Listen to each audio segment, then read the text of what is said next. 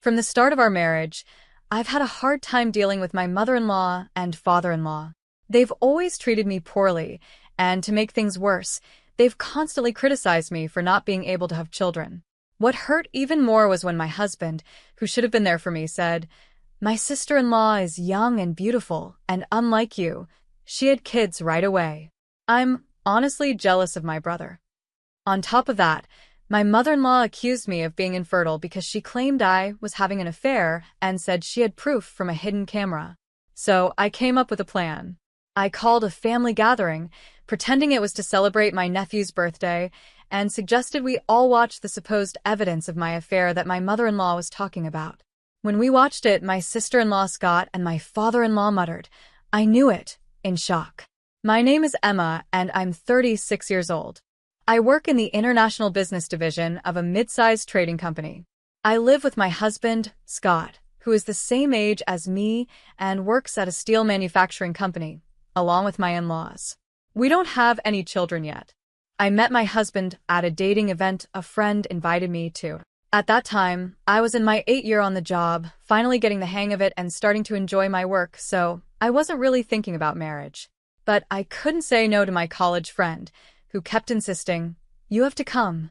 Honestly, I was more interested in the special menus the restaurants had prepared for the event than in finding someone. I felt a bit out of place compared to my friend, who was actively socializing, but it turned out she got close to a guy who was there with Scott. Apparently, Scott wasn't too interested in the event either, and had been dragged along just like me. We ended up hanging out together as bystanders, but since I thought it was just a one-time thing, I didn't exchange contact information with him. However, exactly 2 weeks after the event on a Sunday, I got a call from an unknown number. At first, I ignored it, but after work, the calls started coming every 15 minutes. I kept wondering, who could this possibly be? I was getting frustrated and was about to block the number, but before I did, I decided to answer the call to find out who was behind it. It turned out to be Scott, the guy I had met at the dating event. He said, "Oh, good, is this Emma?" I was relieved to know who it was, but I was also confused because I knew I hadn't given Scott my number. When I asked him how he got my number, he casually replied, "I begged a friend who was with me at the event to get it for me." Apparently, my friend had hit it off with Scott's friend and decided to start dating him after the event. Scott, who hadn't gotten my contact information, found out about this and managed to get my number by asking my friend repeatedly. Although I was a bit upset that my friend had given out my number so easily and that Scott had gone to such lengths to get it, we somehow started dating. A year later, Scott proposed to me. It wasn't a whirlwind romance, but I felt that I could live a calm and peaceful life with Scott, who had a gentle and endearing personality. There were no issues from my side about getting married. My parents had been living apart since I started college, but they hadn't divorced because they didn't see any real benefit in doing so. Friends and acquaintances would ask if I felt sad about it, but I had always felt distant from my family, so their separation seemed like it was bound to happen. During my college years, my parents supported me financially, so I would visit them alternately during long vacations. However, once I started working, I used my busy schedule as an excuse to just keep them updated through social media. When I told my parents about my marriage, they said they would attend the ceremony if there was one. But when I explained that we were just going to register the marriage without any special ceremony, they later sent me a generous sum of money as a wedding gift, which was more than enough for me. However, my in-laws, Rachel and Brian, weren't happy with how my parents handled the marriage. They said things like, "To think they would settle their only daughter's marriage with money. How insensitive." They spoke in a bitter tone, which bothered me. But then Scott defended me by saying, "Money is definitely a sign of love. It's ridiculous for Mom, who has never worked, to say something like that. Dad should know better, considering how hard it is to earn money." Hearing him stand up for me like that made me feel truly happy that I had chosen him. But about 6 years into our marriage, things started to go downhill. The first sign was when I got promoted at work. I had worked hard in my department since I joined the company, and that year, I decided to take the promotion exam. When I passed the exam, they told me, "Emma, you mentioned in your interview that you wanted to work globally in the future, right? How about starting in the international business division to gain some experience?" I was thrilled that my hard work was recognized, and I was excited to share the news with Scott. But when I told him, he got visibly upset and snapped at me, saying, "Oh, okay. And what are you trying to say? That you've climbed the ladder and you're some big shot now?" I was shocked by Scott's reaction and wondered if I had said something wrong. I quickly apologized, saying, "I'm sorry, I didn't mean it like that." But Scott responded harshly, "See? Playing the victim like that just proves you're looking down on me." Then he angrily threw his beer can into the trash, slammed the door, and left our apartment. He didn't come back for a week. He ignored my texts and calls, and when I called his office, they told me he was out, but at least I knew he was safe. I thought about waiting for him outside his office, but I didn't want to embarrass him. So I decided to go to my in-laws' house to talk to them about what was happening. I knew they would probably blame me, but I didn't know what else to do. Even though I showed up unexpectedly, they let me in without any trouble. But as soon as I stepped into the living room, I was shocked by Scott's angry outburst. He yelled, "What do you want now? Have you come all this way to mock me some more?" I quickly said that wasn't my intention and that I would apologize if I had caused any misunderstanding. But Scott didn't want to hear it, and my in-laws started blaming me too. They said things like, "Just because you both work doesn't mean you can act all high and mighty. Don't you know that's not how a wife should behave?" This is exactly why we were against this marriage from the start. Rachel, my mother-in-law, was just as loud as Scott, cursing at me. From there, it turned into an endless lecture about how I had hurt their son's ego. No matter what I said, they blamed me for everything. Finally, they told me, "Scott doesn't want to go back to the apartment you two shared. If you don't want a divorce, then move out of that apartment and come live here with us. We'll teach you how to be a proper wife." Looking back, I wonder why I didn't just agree to a divorce right then and there. But at that time, I still had feelings for Scott. Having grown up watching my parents stay married in name only, I think I was confused and didn't really understand what marriage should be. After I followed my mother-in-law's suggestion and moved out of the apartment to live with my in-laws, they were extremely pleased, and it didn't take long for me to understand why. It turned out that Scott's older brother, Charles, who was 5 years older, had been living with them but moved out about 4 months before my promotion. He had found a girlfriend and wanted to live on his own. Rachel, who had always adored Charles because he graduated from a more prestigious university than Scott, was shocked and deeply upset by his sudden departure. But the problem wasn't just emotional. Charles's leaving also meant the loss of his financial contributions to the household, which was a big issue. My in-laws are very vain and love to show off. They often host gatherings for relatives, serving expensive food and drinks.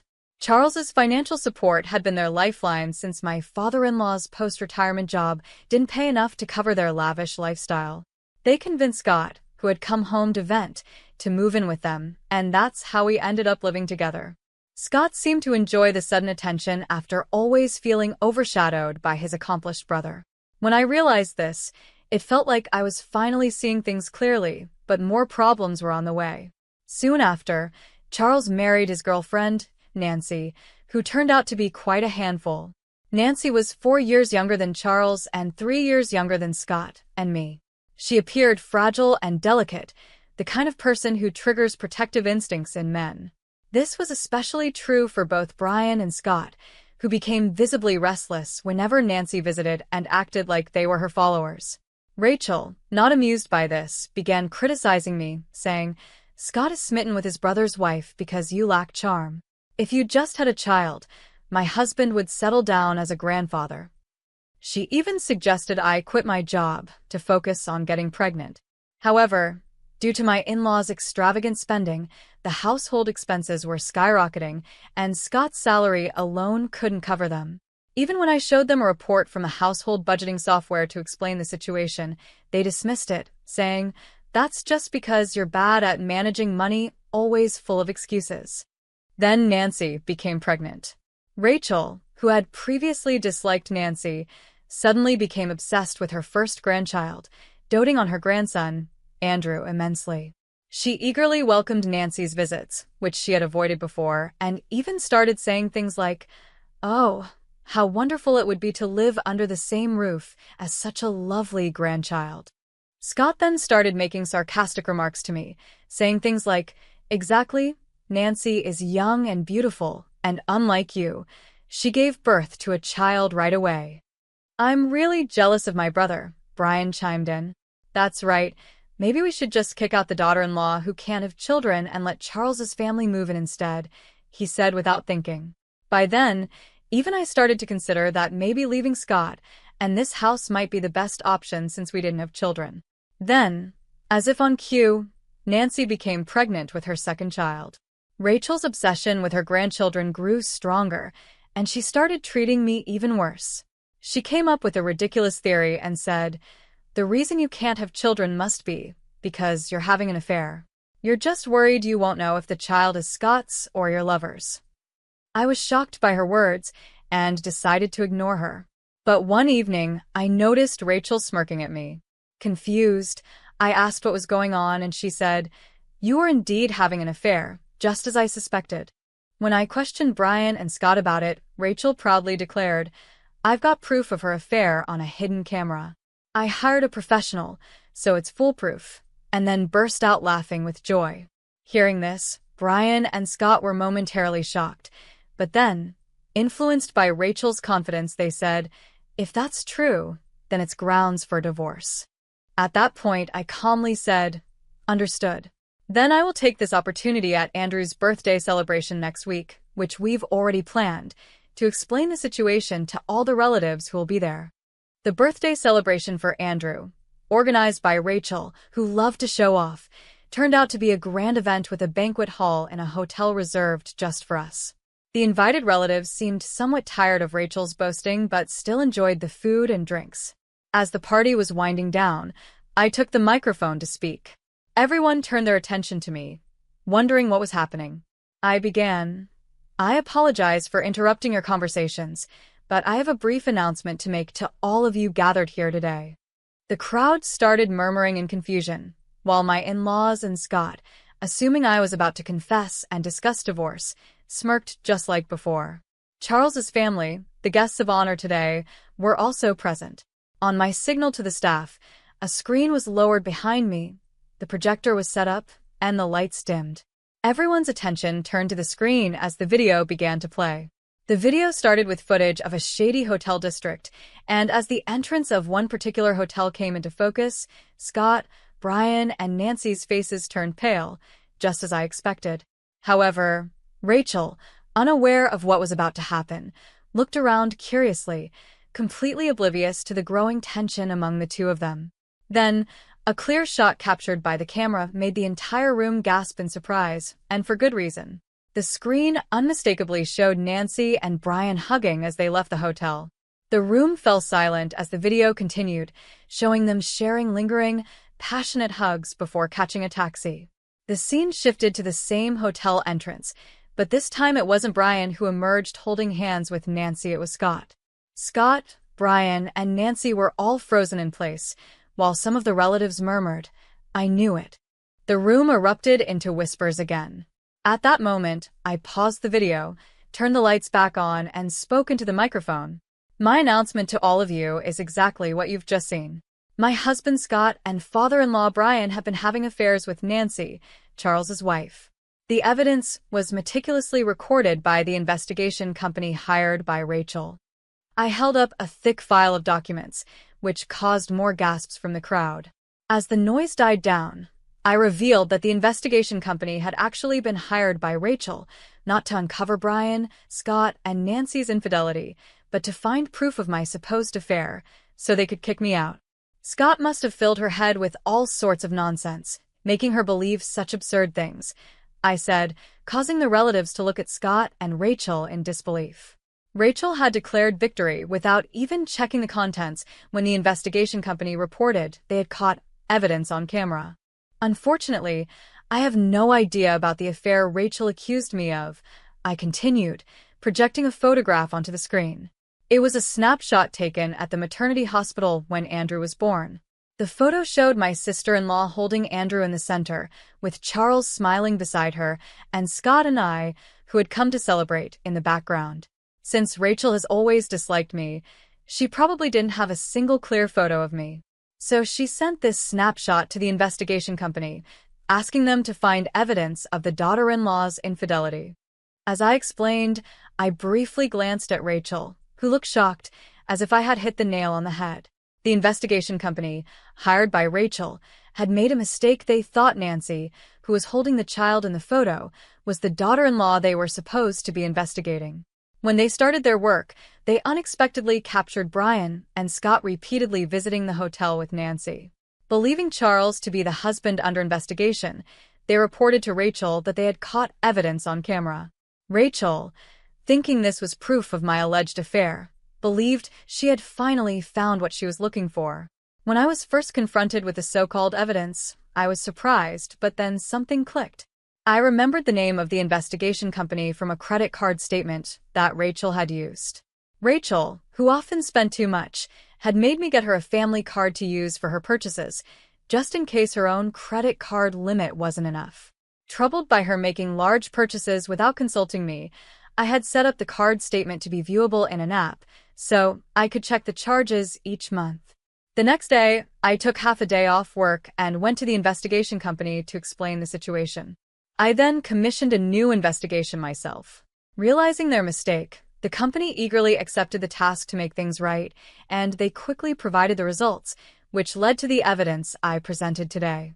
As the screen was removed and the lights brightened, Nancy, Brian, and Scott all looked pale. I approached the great-aunt and uncle, whom my in-laws greatly respected, and said, "I apologize for the inconvenience, but I prefer not to expose the children to what's about to be discussed. Could someone please take them to another room?" The great-aunt and uncle immediately approached Nancy, took Andrew, and handed him over to their own children. The other children were also led to another room by several women, leaving behind furious relatives, a stunned Rachel, and a bewildered Charles. Only Nancy, Brian, and Scott remained, shrinking under the stern glares of the relatives. Then, Rachel, who had been trembling, suddenly leaped towards Nancy, shouting, "What have you done? Betraying me and Charles with Brian and Scott." She lunged at Nancy, but several relatives rushed to stop her. Nancy was already petrified, and Brian and Scott were similarly frightened. Finally, I decided to deliver the last blow. Given the circumstances, I will be divorcing Scott. I apologize for any inconvenience caused to everyone here. According to the investigation company, the improper relations between these two have been ongoing and not just recent. Reconciliation is impossible. I made the announcement, then pretended to stumble as I added, "After reviewing the investigation results, I've been tormented by the thought that Andrew, and even the child Nancy is currently carrying, might belong to Brian or Scott." The remaining women in the room rushed over, rubbing my back and taking my arms to support me, saying to the two of them, "You are all shameless and disgusting." "Poor you," they started cursing. The men looked on with disdain, surrounding the two with cold stares. Brian and Scott could do nothing but stand there, silenced by the disapproval, while Rachel continued ranting and Nancy sobbed. The fallout from my revelation that day spread quickly. When Charles found out that his wife had been cheating on him with both his brother and father, he was in shock for a while. But as he started to regain his senses, he began to seriously doubt Nancy's claims that Andrew and the baby she was carrying were his. Nancy pleaded desperately, saying, "That's just a lie. Both Andrew and the baby are undeniably your children." However, once suspicion takes root, it doesn't disappear easily. Taking advantage of a moment when Nancy was off guard, Charles used a paternity test kit he had ordered to check their father-child relationship, and the results came back positive. Even when confronted with the results, Nancy stubbornly refused to admit to cheating, frustrating Charles to the point where he contacted her parents. Caught completely off guard, Nancy's parents couldn't believe the story Charles told them, so they came to my office demanding an explanation. Though I found it bothersome, I knew I had to deal with this eventually, so I took the next day off and went with Nancy's parents and the couple to the law firm I had hired. When the lawyer, Richard, showed them the related documents and the infamous video, Nancy's parents were speechless. Seeing this, Charles triumphantly declared, "See? I told you she betrayed me, cheating with both my brother and father. It's clear neither Andrew nor the baby she's carrying are mine." But Richard interrupted him sharply, saying, "Would you mind discussing that among yourselves? You're here not to discuss who the father of the children is, but to address the issue of child support." It was obvious that Richard wasn't taking sides, but what shocked me more was Nancy and her parents' reaction. Nancy retorted mockingly, "It's your fault. Scott cheated on you because you were always working and not being attractive enough, right? It's your own doing." I calmly replied, "Is that so? Then we'll have to let a third party decide." "Who's right?" "Maybe a judge will decide." When I mentioned a trial, Nancy's parents turned pale, and it was no surprise. Both of them were teachers at a prestigious girls' school in the area, and the idea of their daughter, who was supposed to represent the ideal of a good wife and mother, being involved in such a scandal with her brother-in-law and father-in-law would ruin their reputation. As soon as they heard the word trial, Nancy's parents immediately begged, "We sincerely apologize." But to me, at this stage, an apology from anyone didn't matter. I glanced at Richard and stood up, signaling the end of the meeting. Later, Richard informed me that after I left, Charles, Nancy, and her parents caused a huge uproar, but they finally left after Richard threatened to call the police. Not long after, perhaps as a way to keep things quiet, Nancy's parents transferred a large sum of money through Richard. Given how things turned out, what happened to Charles and Nancy didn't concern me much, but around the same time, I found out about the fate of my in-laws through Scott, who had also demanded a division of assets. According to Scott, Charles filed for divorce and refused to pay child support for Andrew or the unborn child unless a DNA test proved he was the father. He even declared he would file for denial of paternity as soon as the child was born. Fearing the worst, Nancy's parents, against her wishes, forced her to undergo prenatal testing. It turned out that the father of the unborn child wasn't Charles, but shockingly, it was Scott. Even more, it was revealed that Andrew's father was Brian, making the situation beyond repair. When Rachel, who had doted on Andrew, found out he was actually her husband's child, she had a mental breakdown.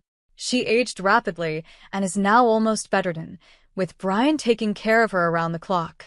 Brian told his father-in-law, "I won't look after you in your old age, get Scott to do it." Unfortunately, most of Brian's retirement funds had been spent on luxury brands and jewelry for Nancy in an attempt to win her favor, leaving almost nothing behind. As a result, with their inheritance depleted, Brian and Rachel, now abandoned by Charles, turned to Scott in desperation.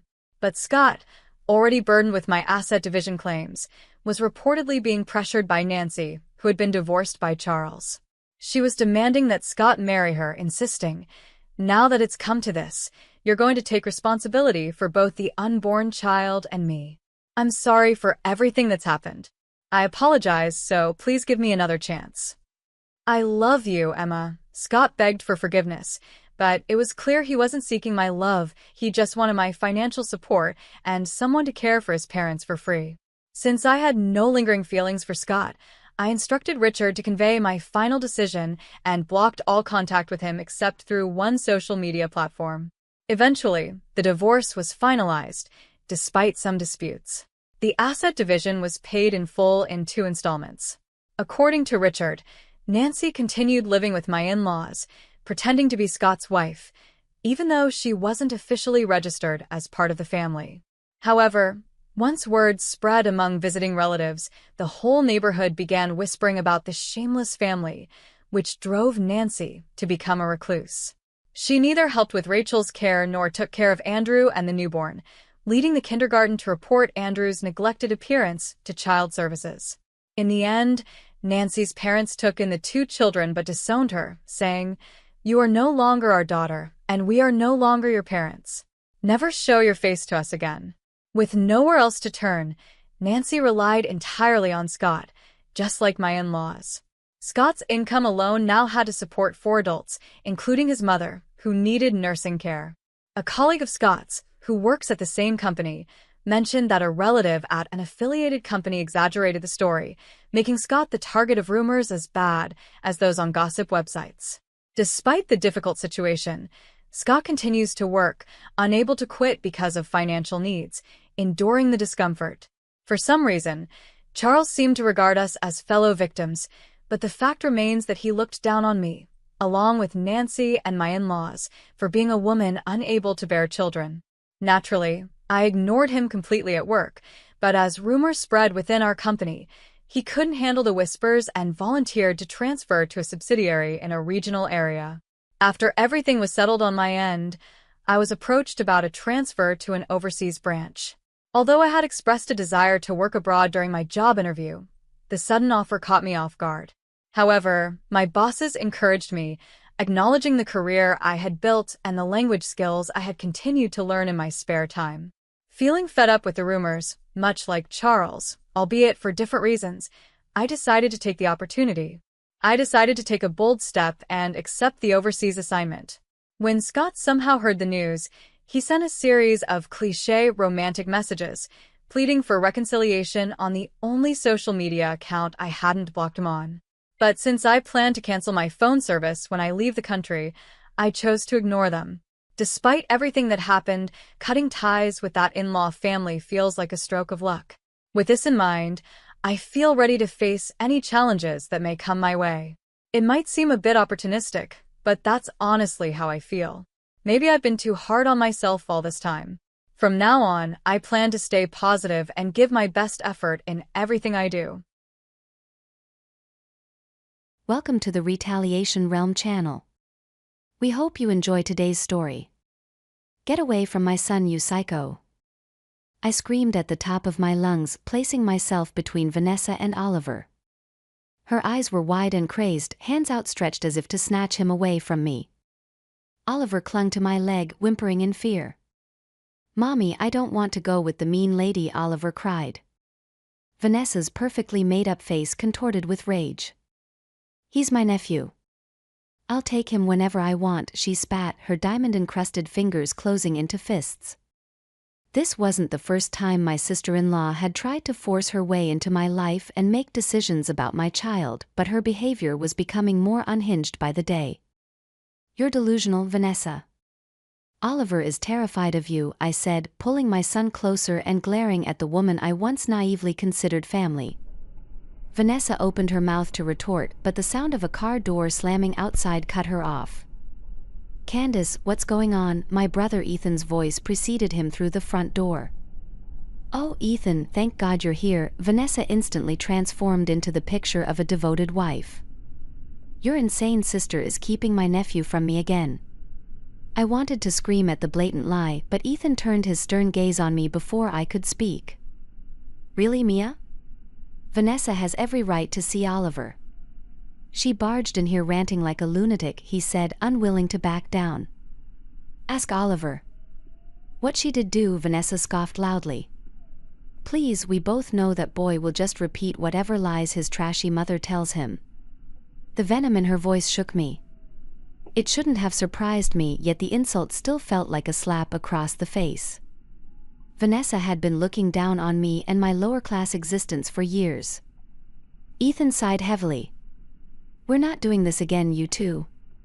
Candace, let's go home." "But Ethan," she began to protest. "No," he stated with finality, shooting me a disapproving glare before leading his wife out. As the door slammed behind them, I finally released the breath I'd been holding. Oliver was still trembling against me. "It's okay, baby," I whispered, smoothing his hair. "The mean lady is gone now, for today at least." But deep down, I knew this war with Candace was just beginning. The next morning, I tried to shake off the previous day's events as I got Oliver ready for school. He was uncharacteristically quiet, his usual endless stream of chatter replaced by nervous glances towards the front door. "You don't need to worry, sweetie," I assured him, packing his Spider-Man lunchbox. "Vanessa isn't allowed to take you from me." Oliver nodded slowly, but his brow remained furrowed. At 6 years old, he'd already experienced too much of his aunt's volatility. My thoughts drifted to my older brother Ethan as I drove Oliver to elementary school. How could he continue enabling Vanessa's increasingly disturbing behavior? Then again, he'd always been blind to her faults. I remembered when they first started dating in college. Even then, Vanessa's obsession with status and wealth was on full display. She'd relentlessly mock my second-hand wardrobe, her perfectly plucked eyebrows raised in judgmental disdain. "You'd look so much prettier if you put in a little effort, Mia," she'd sneer with a cruel smirk. "Ethan deserves a real woman, not some dowdy charity case." I gritted my teeth, gripping the steering wheel tighter. All these years later, her elitist taunts still stung. Vanessa came from an obscenely rich family, born with a silver spoon in her mouth. She took perverse pleasure in reminding me that I'd never be in her social stratosphere after graduation. Ethan landed a high-paying corporate job, and Vanessa wasted no time locking him down in marriage. I'd never seen two people more mismatched joined together in supposed holy matrimony. Ethan was so blinded by Vanessa's looks and the lure of her family's money that he ignored all the red flags: her explosive temper, irrational jealousy, and unsettling mood swings. I tried warning him, but he brushed it off as bridal stress. Shaking my head, I pulled into the school drop-off loop and gave Oliver a reassuring hug. "Have a great day, okay? Don't let me and Vanessa ruin it for you." He nodded again, forcing a small smile before heading inside. My heart ached for him. Oliver was such a sweet, gentle boy. He didn't deserve to be subjected to Vanessa's toxic behavior. As I drove home, my mind raced with memories of the countless times Vanessa had belittled and mocked me over the years. Her cruelty only intensified after Oliver was born, as if she couldn't stand sharing Ethan's attention and affection. I pulled into my driveway, gripping the steering wheel as flashes of yesterday's confrontation replayed in my mind. The way Vanessa's eyes had bulged with deranged entitlement as she tried to take my son, her venomous insults about me being trashy. Something had to be done about her accelerating mental instability before she did real harm. I was tired of being her emotional punching bag. If Ethan refused to see the truth about his wife, I'd make him open his eyes one way or another. That evening, my parents came over for their weekly family dinner. As I set the table, I could hear Oliver chattering away in the living room, no doubt regaling them with tales from first grade. "Mia, is everything okay, honey?" my mom asked with a concerned frown as she entered the kitchen. "Oliver mentioned something about Vanessa showing up yesterday." I sighed heavily, recounting the unhinged confrontation to my horrified parents. Dad's brow furrowed deeper with each detail. "That woman is completely unstable," he finally said, shaking his head. "I've been telling Ethan for years that she needs professional help." "Well, he's made it quite clear he doesn't want to hear it," I replied bitterly. "He's so obsessed with maintaining their perfect life that he refuses to see Vanessa for who she really is." Mom reached out and gave my arm a comforting squeeze. "You can't reason with delusional people, sweetheart. All you can do is protect yourself and Oliver." I managed a tight smile, deeply grateful for their unconditional support. At least my family could see Vanessa's toxicity for what it was. An hour later, we were all seated around the dining table, enjoying the meal I had prepared. Oliver's endless chatter filled the room, putting me at ease as it always did, that is, until the doorbell rang. Immediately, I tensed, a knot forming in my stomach. "Please, not here, not now." "I'll get it," Dad offered gruffly, kissing the top of Mom's head before heading to the front door. Seconds later, the unmistakable sound of Vanessa's shrill voice reached my ears. "Well, if it isn't the low-class family reunion," she crowed with a derisive laugh as she pushed past Dad into the dining room. My blood immediately began to boil at the insult directed at my parents. Vanessa, however, seemed utterly unfazed by her rude behavior as usual. "What an absolute dump you live in, Mia," she continued, wrinkling her surgically enhanced nose as she surveyed my modest home. "I guess beggars can't be choosers, though. You have a lot of nerve showing your face here after yesterday," I managed through gritted teeth. Vanessa simply rolled her eyes. "Please don't act so victimized. I'm here to spend quality time with my nephew, like any good aunt would want." Over my dead body, I shot back vehemently. In the blink of an eye, Vanessa's demeanor shifted. Her icy glare landed directly on Oliver, who shrank back in his chair. Well, if it isn't the little liar himself," she hissed, taking a menacing step towards him. That was the final straw. "Get out of my house." I yelled, placing myself between her and my petrified son. "This isn't over, Mia," Vanessa snarled as Dad ushered her towards the door. "Not by a long shot." The venom in her parting words sent a chill down my spine. In that moment, I knew this conflict had escalated to a dangerous new level. There would be no more neutrality, it was us or her. A few weeks later, the annual Baxter family birthday bash for Ethan rolled around. Despite my parents' protests, I decided to attend, if only to keep an eye on Vanessa's unhinged behavior around Oliver. The party was held at Ethan and Vanessa's ostentatious mansion, because of course it was. As I pulled up to the circular driveway lined with impeccably trimmed hedges, I felt grossly underdressed in my modest sundress and flats. The other guests in designer labels and dripping jewels made me self-conscious. "Just ignore them, sweetie," I told Oliver as I walked him inside, already bracing myself for Vanessa's inevitable insults about my appearance. Sure enough, as soon as we entered the lavishly decorated living room, her shrill voice cut through the crowd. "Oh, look who decided to grace us with her presence, Cinderella herself." A trill of mocking laughter followed from the cluster of identically clad women surrounding her, all clutching boutique shopping bags. I felt my cheeks flush as their judging eyes raked over my simple outfit. "Nice of you to take a break from scrubbing floors, Mia," Vanessa continued, sauntering over with a wicked grin. "I almost didn't recognize you without your rags on." I swallowed hard. I fought the urge to hurl my drink in her smug face. I couldn't let her get a rise out of me, not in front of all these strangers. Oliver clutched my hand tighter, sensing the tension. "Happy birthday, Ethan," I forced myself to say as my brother approached, hoping he'd run interference before things escalated. "Thanks for coming," he replied stiffly with a resigned sigh. He turned to Vanessa.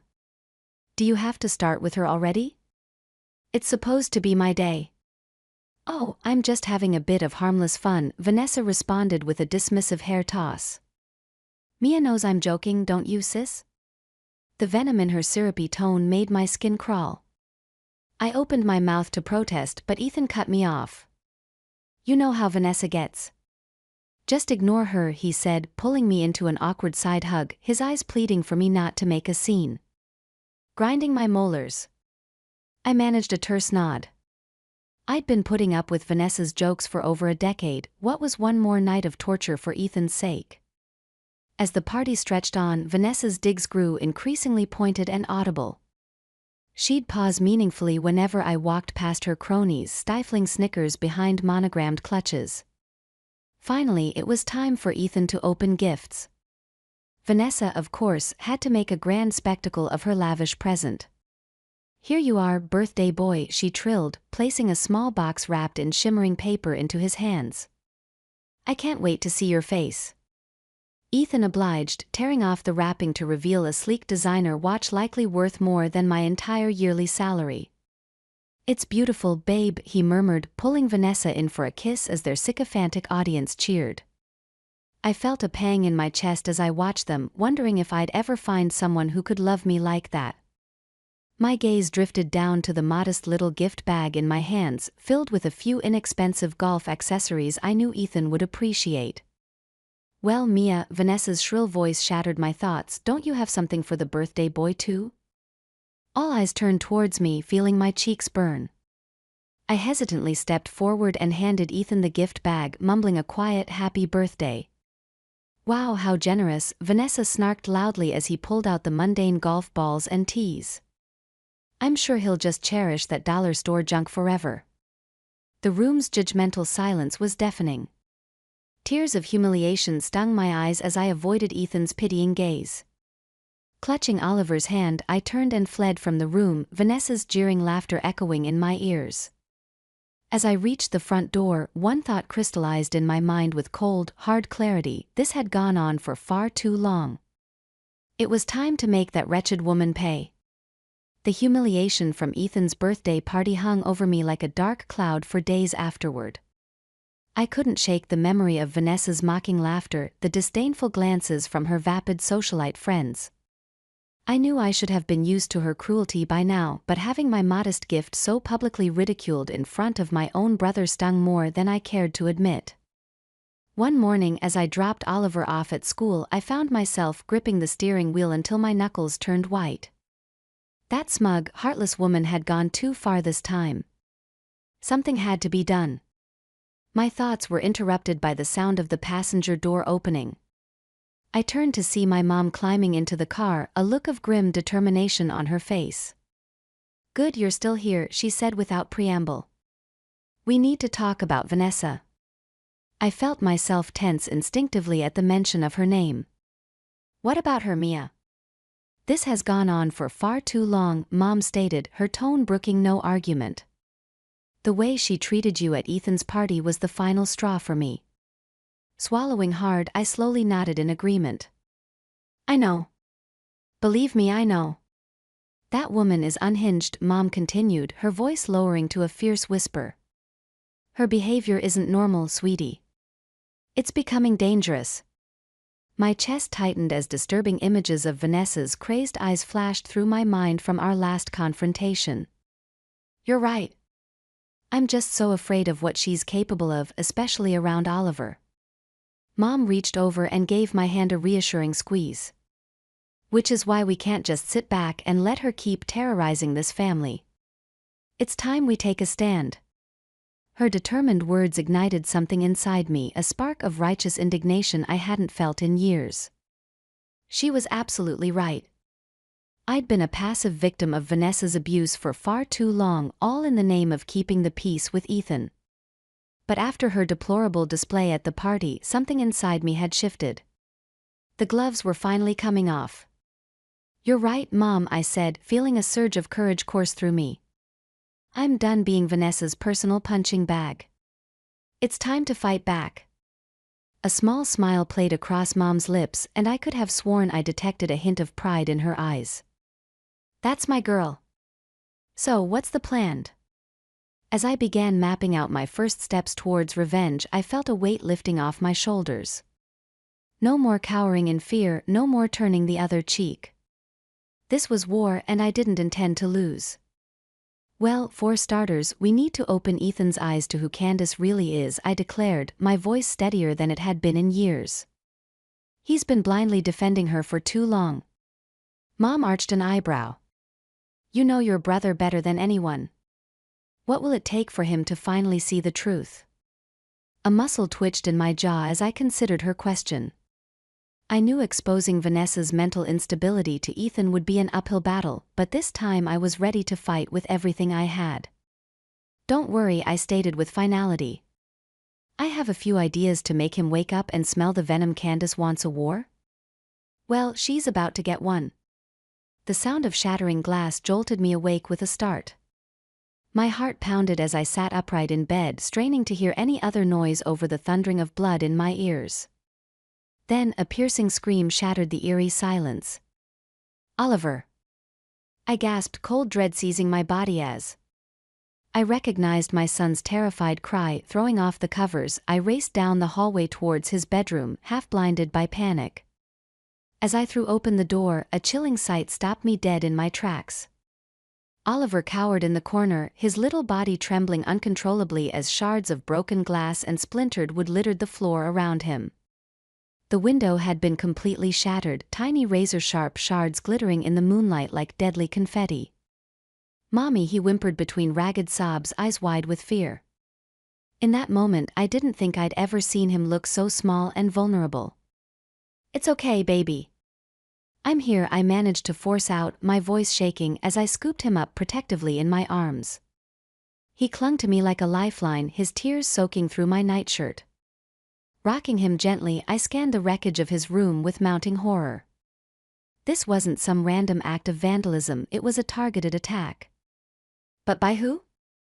And why would anyone want to hurt my sweet little boy? The realization hit me like a ton of bricks, driving the air from my lungs. There was only one person unhinged enough to do something this twisted: Vanessa. As the weight of her depravity sank in, a cold fury began replacing the fear coursing through my veins. That sadistic woman had gone way too far this time.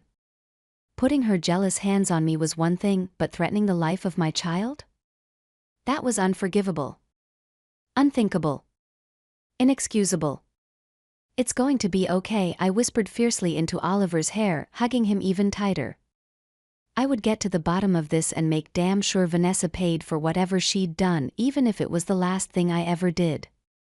The next few hours passed by in a blur of police questioning and cleaning up the shattered glass. I must have recounted the same details a dozen times, desperately trying to piece together any clues that could implicate Vanessa. Ethan showed up at some point, his usual slicked-back hair disheveled as he embraced us both. "Thank God you two are all right," he murmured shakily. "Who would do something like this?" I opened my mouth, ready to unleash all my pent-up rage and suspicion about his twisted wife, but the words never came. One look at Oliver's red-rimmed eyes and trembling lips, and I knew I couldn't put him through that emotional trauma again, not tonight. So instead I forced a tight smile and lied through my teeth. "I have no idea, some punk kid's playing a sick prank, I guess." Ethan sighed heavily, scrubbing a hand down his face. "Jesus, what is this world coming to?" He pulled us both in for a fierce hug, oblivious to the fact that the real monster was much closer than he realized. As his strong arms enveloped us, I caught a whiff of Vanessa's sickly sweet perfume lingering on his shirt, a chilling reminder that I was anything but safe even within this embrace. Meeting my son's haunted gaze over Ethan's shoulder, a hard knot of determination formed in the pit of my stomach. Whoever was responsible for this attack was going to pay dearly. If it really was Vanessa behind this twisted act, she had just made the biggest mistake of her life, because I wasn't just going to expose her malicious lies to Ethan, I was going to utterly destroy her. In the weeks following the attack on Oliver's room, I became a woman possessed. Every waking moment was consumed by the burning desire to make Candace pay for what she'd done. I knew in my bones she was behind it, even if I didn't have concrete proof yet. The smashed window, the threatening message, it reeked of her pathological mind games and escalating instability. She was unraveling and lashing out in increasingly dangerous ways. But this time I was ready. I'd been pushed to my limit one too many times by that sadistic woman. No more turning the other cheek, no more playing the victim. It was time to fight fire with fire. I started documenting every vindictive slight, every backhanded insult Vanessa had ever hurled my way over the years. I scoured my emails, texts, even old social media posts. I meticulously compiled evidence of her toxic behavior and disturbing obsession with me, a paper trail that revealed a clear pattern of derangement. I also began carefully cataloging any eyewitness accounts from friends and family who'd been subjected to her outbursts and mood swings. My parents were able to recount dozens of incidents, as were some of Ethan's more clear-eyed co-workers. With each new data point, I uncovered a damning portrait that began to take shape, one of a deeply troubled woman whose envy towards me had mutated into a full-blown mental disorder. Someone for whom no attack was off-limits in order to satiate her twisted need for vengeance.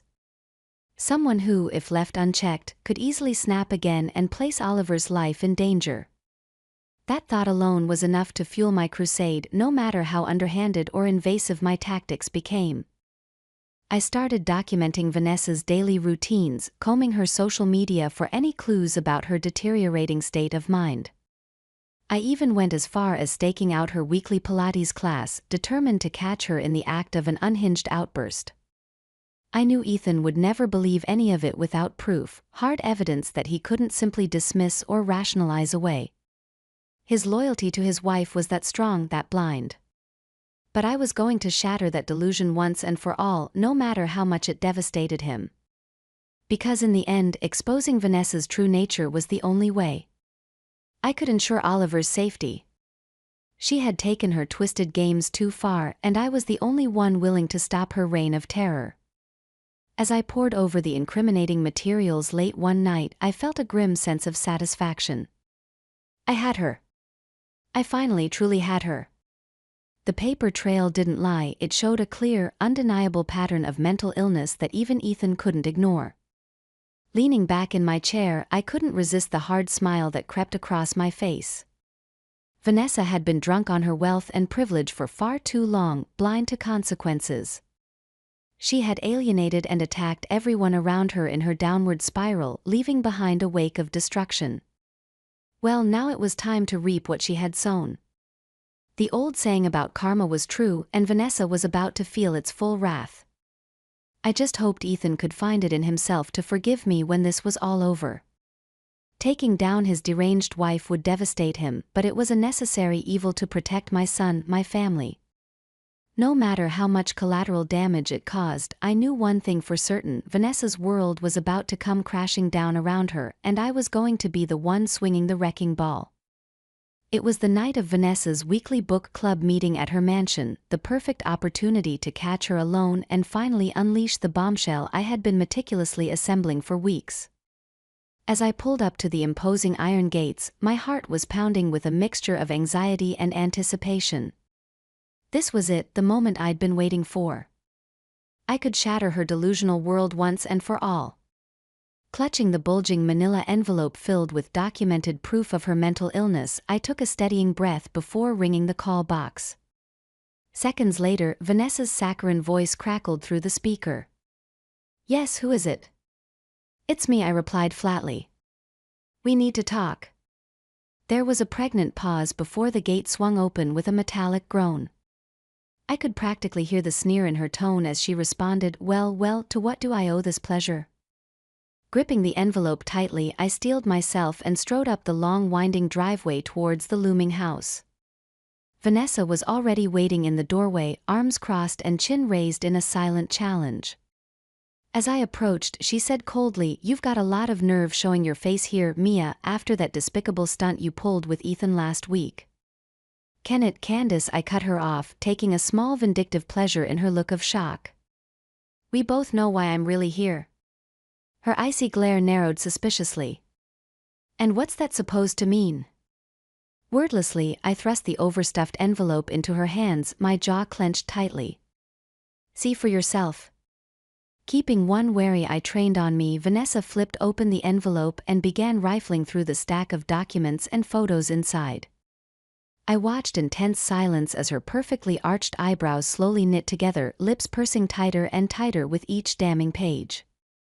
"What is this?" she finally hissed, whipping her venomous glare back up to me. "Some pathetic attempt at blackmail?" I shook my head, feeling a grim smile tug at the corners of my mouth. "Not blackmail, Candace. The truth." Her eyes widened fractionally as she seemed to realize the full implications of what she was looking at.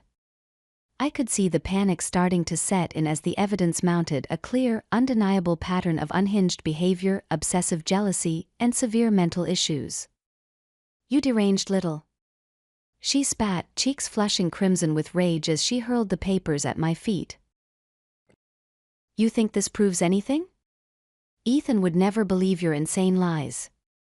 "Oh, I don't think he'll need much convincing once he sees all this," I countered coolly, gesturing to the scattered documents. "Not after the little message you sent Oliver a few weeks ago." Her face drained of color at my pointed reference to the night she'd shattered my son's bedroom window. For a brief moment, she seemed to teeter on the edge of losing her carefully constructed composure entirely. But just as quickly, her mask of indignant fury slammed back into place. "You have no proof," she snarled, taking a menacing step towards me. "This is all just sad, pathetic conjecture on your part. A desperate ploy for attention, as always." I held my ground, locking eyes with her as I delivered my parting words with cold finality. "That's what you think, Candace. But pretty soon Ethan is going to see the truth. He's going to see what a deranged, twisted shell of a human being he married." I paused, letting the weight of my promise sink in. "And when he does, your precious life of wealth and privilege is going to come crumbling down around you." Her face contorted in a mask of pure, unrestrained hatred. "You'll regret this," she seethed through gritted teeth. "You have no idea what you've just unleashed." Turning on my heel, I left her seething on the doorstep and headed back towards my car, each step lighter than the last. I knew there would be hell to pay for my actions in the coming days, but I didn't care. The wheels were finally in motion. Vanessa's downfall was inevitable and nothing would stop me from watching her world burn. Thank you for being with us and listening until the end. If you found it interesting, please subscribe, give us a like, and leave your comments. We'll see you on the Retaliation Realm channel.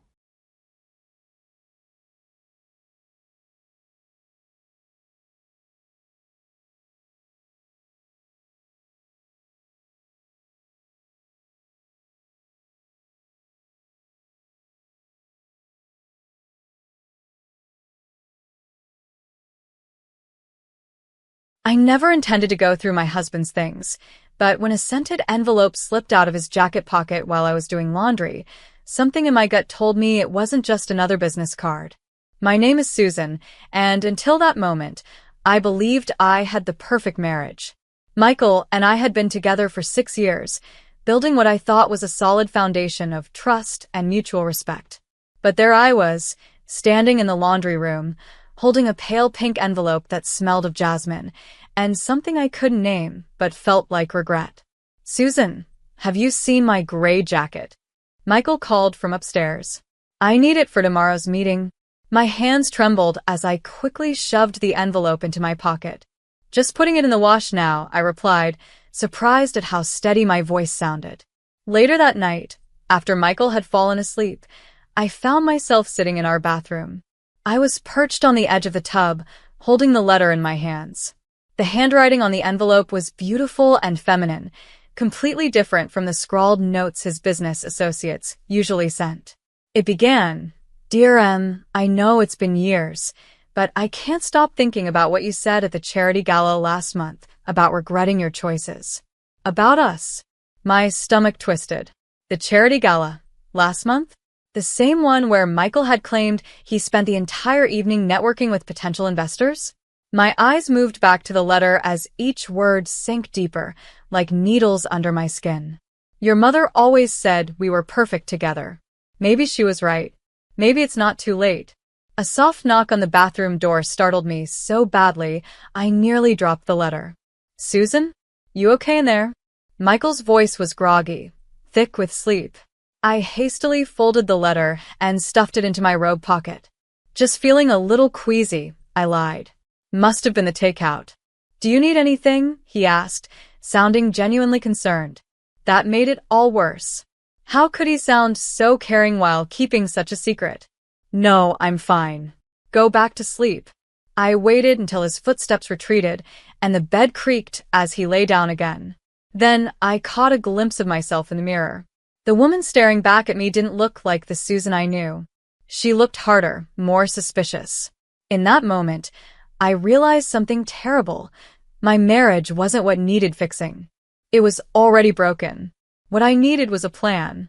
The next morning, as we sat at the table over coffee, Michael leaned in and kissed my forehead like everything was fine. "Mother's coming over for dinner tonight," he reminded me. "She's been asking about grandchildren again." I forced a smile, though my mind was racing. His mother, Samantha, was relentless about us having kids. Now, her words from the letter made sense. Perfect together. Of course, she'd always preferred his ex. The realization hit me like a slap.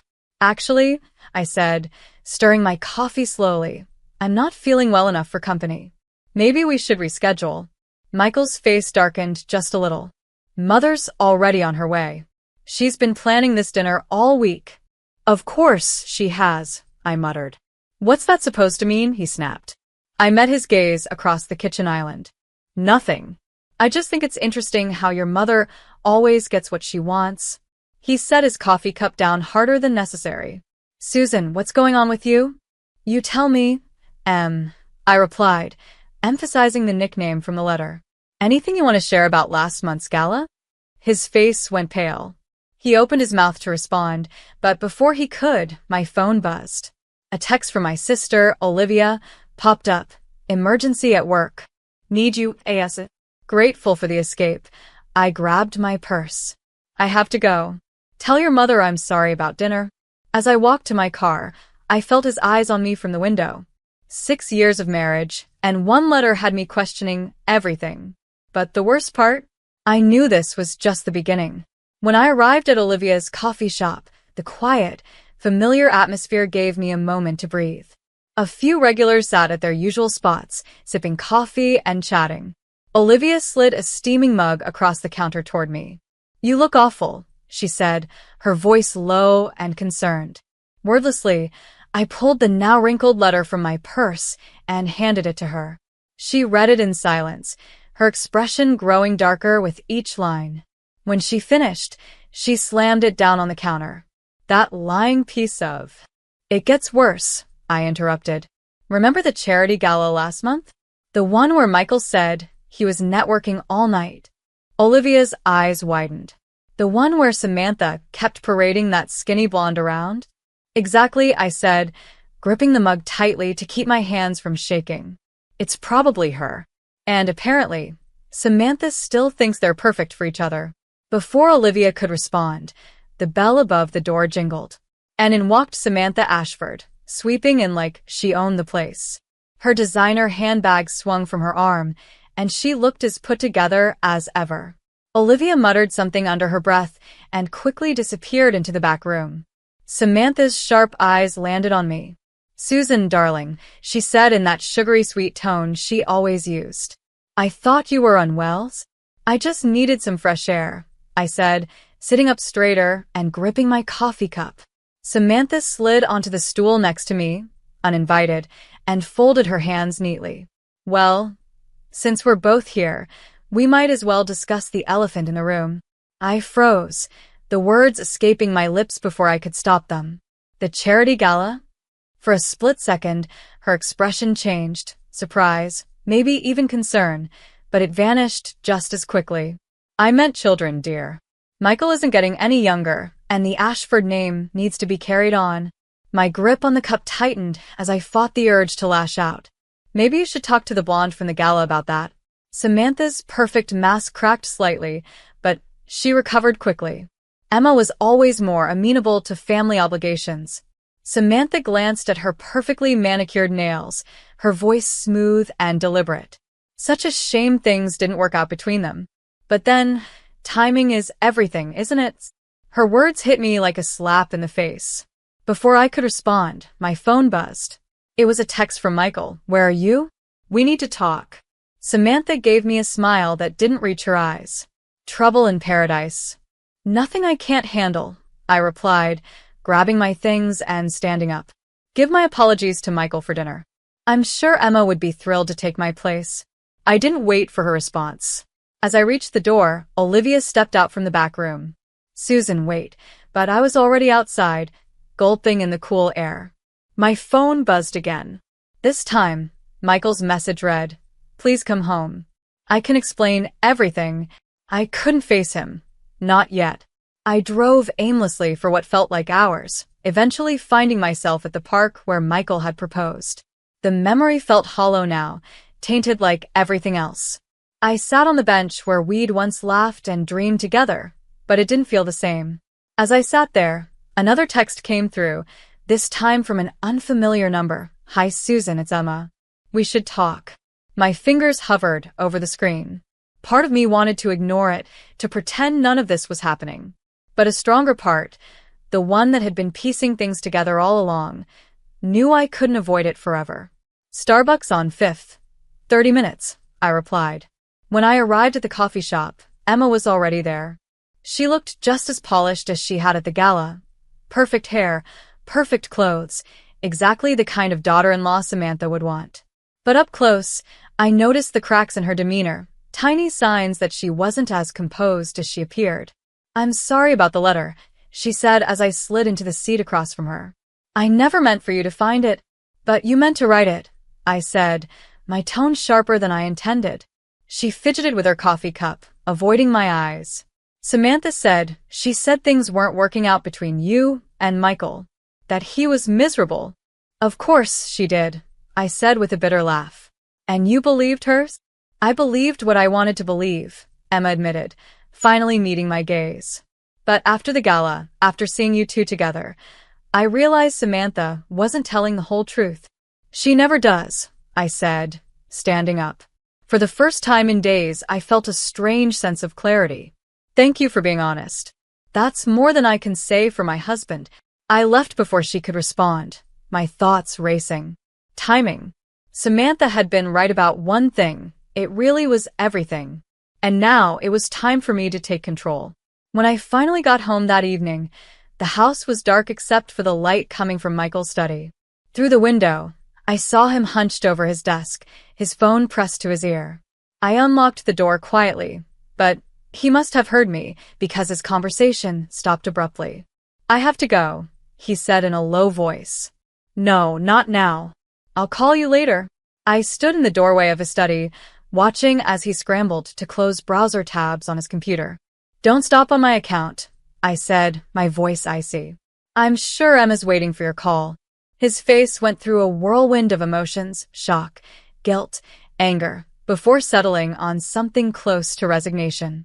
"It's not what you think," he said. "Really?" I stepped closer, because I just had a very enlightening chat with her. She told me about Samantha's meddling. "What I can't figure out is why you went along with it." "Susan, please." He reached for my hand, but I pulled away. "Don't." My voice cracked, but I refused to let him see me cry. That's when I noticed a tab he hadn't closed in time, a draft email addressed to Emma. My stomach turned as I read the subject line, "Divorce Papers." There was an attachment. "Were you even going to tell me?" I asked, my voice barely a whisper. "Or was I supposed to find out through your mother, like everything else?" Michael ran a hand through his hair, a gesture I'd once found endearing. Now it only made me angrier. "I was trying to protect you," he said, his voice rising with frustration. "Protect me?" I repeated, laughing bitterly. "By secretly planning our divorce with your ex?" He groaned, dropping his head into his hands. "The company's failing, Susan. I'm drowning in debt. Mother offered to help, but only if you left me for Emma," I finished, the pieces clicking into place. "Because she comes from money, and I'm just a financial analyst from the wrong side of town." "That's not fair," he said weakly. "Fair?" I walked to his desk and spun his computer screen toward me. The draft email was still open, dated 3 weeks ago. "You've been planning this for weeks, Michael. While I've been sitting here, blaming myself, trying to figure out what I did wrong." His phone buzzed on the desk, and Samantha's name lit up the screen. "Of course." "Go ahead, answer it," I said, already heading for the door. "Tell your mother her plan worked.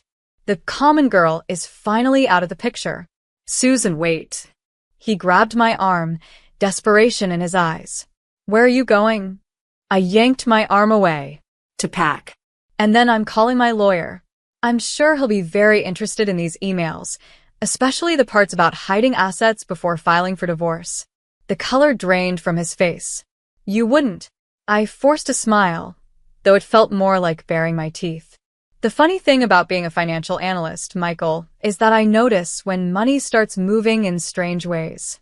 Like large transfers to offshore accounts. Right after your mother's visits." His phone buzzed again, more insistently this time. He glanced at it, and I could see the panic growing in his eyes. I saw another notification pop up on Michael's phone, a message from Emma about meeting tomorrow to finalize everything. I froze in the doorway and looked back at him. "Do you know what hurts the most?" I asked, my voice shaking. "I actually believed you loved me more than your mother's money." I turned and started up the stairs, but his desperate voice followed me. "What about children?" "Mother says." I stopped and spun around to face him. "Your mother can go to hell," I said sharply. "And so can you." In our bedroom, I grabbed my emergency bag, the one I had packed last week when I first found that letter. I went straight for the door, but before I left, I heard his phone ring again. This time, he answered. "Mother, now isn't a good time." "No, I haven't told her everything yet." "Yes, I know the papers need to be filed by Friday." I slammed the door behind me, cutting off whatever plan Samantha was hatching. Once I was in the car, I checked my phone and saw a text from Olivia, "Guest room's ready whenever you need it." My hands shook as I started the engine, but my mind was clear. If they wanted to play games with my life, fine. But they were about to learn something important. I wasn't just this common girl. I knew how to play too, and I played to win. At Olivia's house, her guest room quickly became my war room.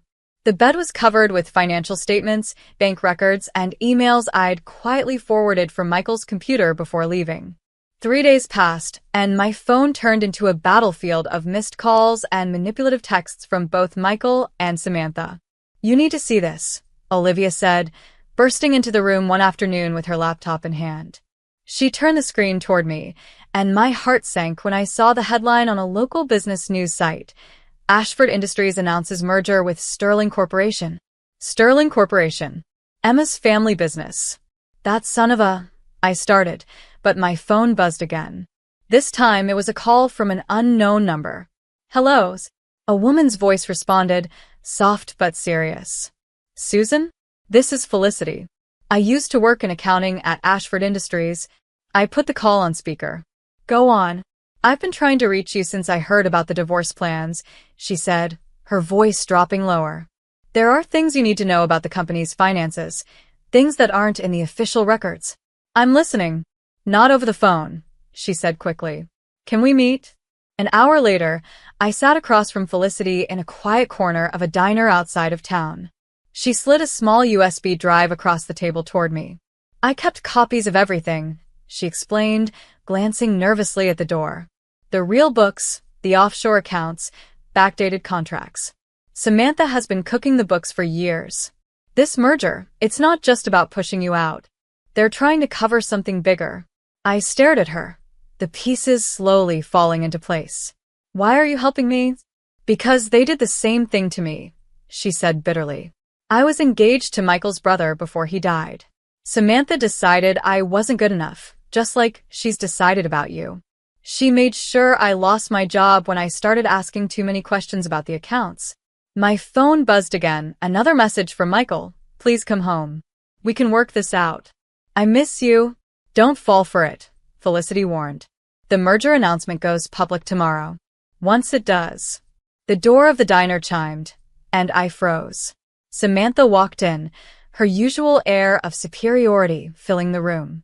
Emma trailed behind her, looking every bit like a polished shadow. "Well, isn't this cozy?" Samantha's voice was cold and sharp. She turned her icy gaze toward me. "Susan, darling, conspiring with disgraced employees now." Felicity grabbed her purse, her face pale. "Remember what I said," she whispered, slipping past Samantha and Emma. "She's lying," Emma said quickly, her words rushed. She's bitter. Like I am," I asked, standing up and holding the USB drive tightly. "Or is it because I found out about the creative accounting you're using to hide the company's real financial state?" Fear flickered in Emma's eyes, but Samantha snapped at her. "Quiet." Then she turned to me, her smile razor-sharp. "Let's be reasonable, Susan. What would it take for you to disappear quietly? Name your price." I thought about everything. The divorce papers, the lies, the years of subtle manipulation. "You really don't get it, do you?" I said, my voice steady. "This was never about money." "Everything is about money, dear," she replied, reaching for my arm. I stepped back. "Don't be foolish. You can't win against us," she said, her tone almost mocking. "Watch me." I turned and headed for the door, pausing to throw one last line over my shoulder. "Oh, and Samantha? Tell Michael I'll see him in court. I'm sure the SEC will be very interested in those offshore accounts." Back at Olivia's guest room, I plugged in the USB drive. As file after file loaded, the full picture came into focus. The company wasn't just failing, it was a complete fraud. The merger wasn't a power move, it was a desperate attempt to bury the evidence. My phone buzzed again. This time it was my lawyer. "Susan, we need to talk. Michael's filing for an emergency hearing tomorrow. He says he has evidence that you're mentally unstable." I stared at the files on my screen, then glanced at the latest text from Michael. "Last chance, Susan. Don't make this harder than it needs to be." They wanted to play dirty? Fine. I started forwarding files to my lawyer. It was time to show them what happens when you corner a so-called mentally unstable financial analyst with nothing left to lose. The courthouse hallway felt like a battlefield. I stood on one side with my lawyer, while Michael, Emma and Samantha huddled with their legal team on the other. The emergency hearing was about to start, but something felt off. Michael kept checking his phone, looking more agitated by the second. Stalling, my lawyer whispered. The judge should have called us into the hearing 20 minutes ago, but we were still waiting. That's when I saw Felicity rushing toward me, clutching a manila envelope. Her usually neat hair was a mess, and she looked panicked. Stop the hearing, she gasped, barely able to catch her breath. You need to see this first. Samantha stepped forward, trying to block her path, but Felicity slipped past and looked directly at me. It's about us, she said, her voice shaking. The world seemed to tilt as her words hit me. What about us? I managed to ask, though deep down I already knew. The custody papers they're filing. Felicity hesitated, her eyes darting to Michael, who had gone pale. They're not just claiming you're unstable, they're claiming Sawyer isn't. Isn't what? I asked, but the truth was already clear. I'd seen the way Samantha treated us differently. The hushed conversations that stopped whenever I entered a room. The constant pressure about having real Ashford heirs. Michael stepped forward, his voice low. Susan, let me explain. Explain what? I demanded as I ripped open the envelope.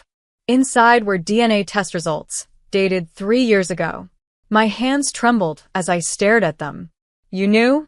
You've known all this time. Mother insisted on the test, he said quietly. After S was born, she noticed. Noticed what? I shouted, my voice echoing through the hallway.